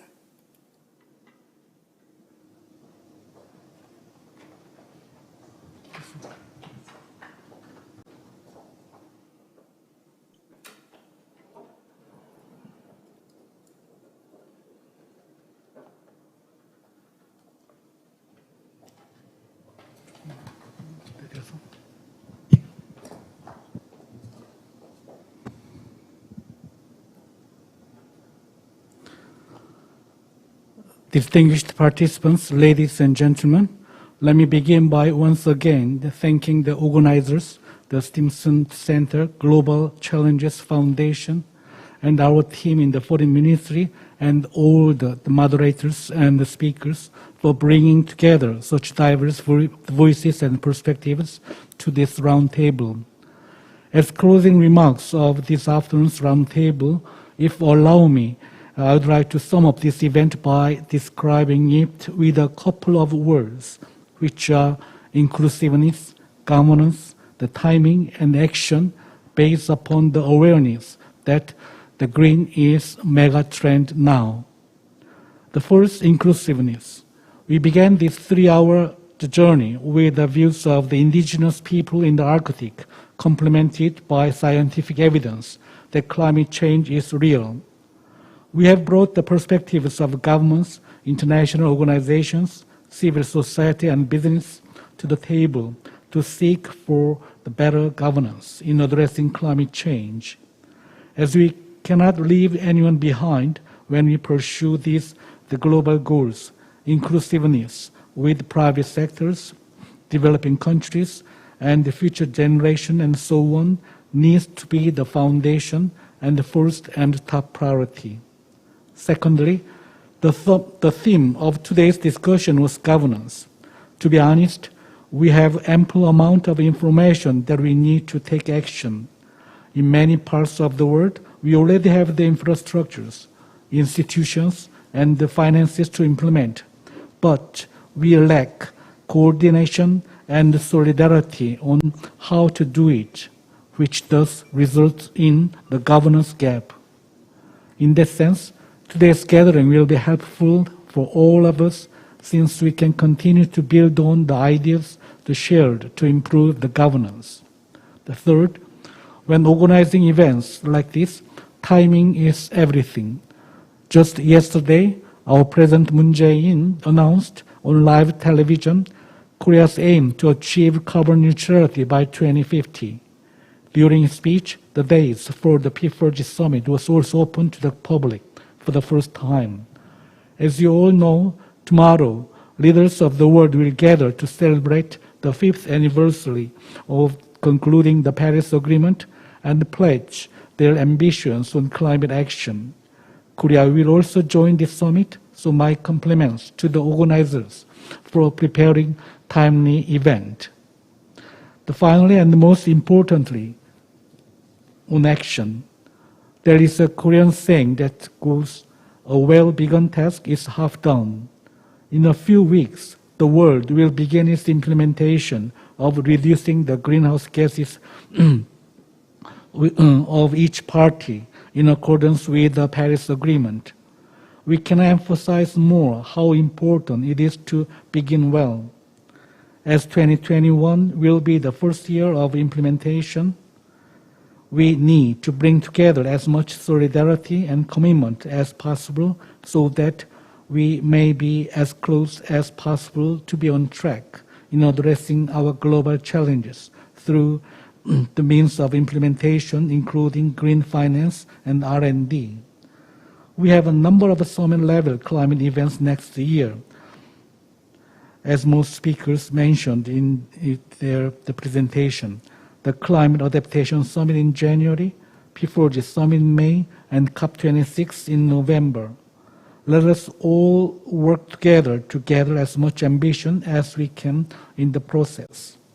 I sincerely hope that you will all continue to look out for the efforts that Korea will make as we prepare for the P4G Summit on May 30 and 31st next year. As Ian, the global director of P4G Hub, mentioned, next P4G Seoul Summit will also focus on action, of course. It has been said that green is mega trend, and the next 10 years will be a decade of digitalization and decarbonization. In order to tackle the climate change and climate crisis through means of implementation, such as finance, technology, and capacity building, we have to prepare for the next decade with collective actions. It is indeed that no single actor can deliver. Last but not least, in the context of COVID-19 pandemic, it is my wish that all of you stay safe and healthy, and of course, have a happy holidays.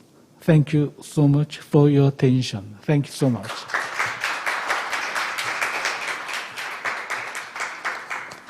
Thank you so much for those remarks. Deputy Minister, you emphasized the importance of beginning well, but I also believe that closing strong is important as well. And in that sense, I can't think of a better way to close today's very important roundtable. And on behalf of the Ministry of Foreign Affairs, the Global Challenges Foundation, and also Stimson Center, I would like to extend my sincerest gratitude to every one of you online and offline for staying with us. Thank you so much, and I hope the best of health and happiness to each and every one of you as we fight our way out of this pandemic. Thank you so much.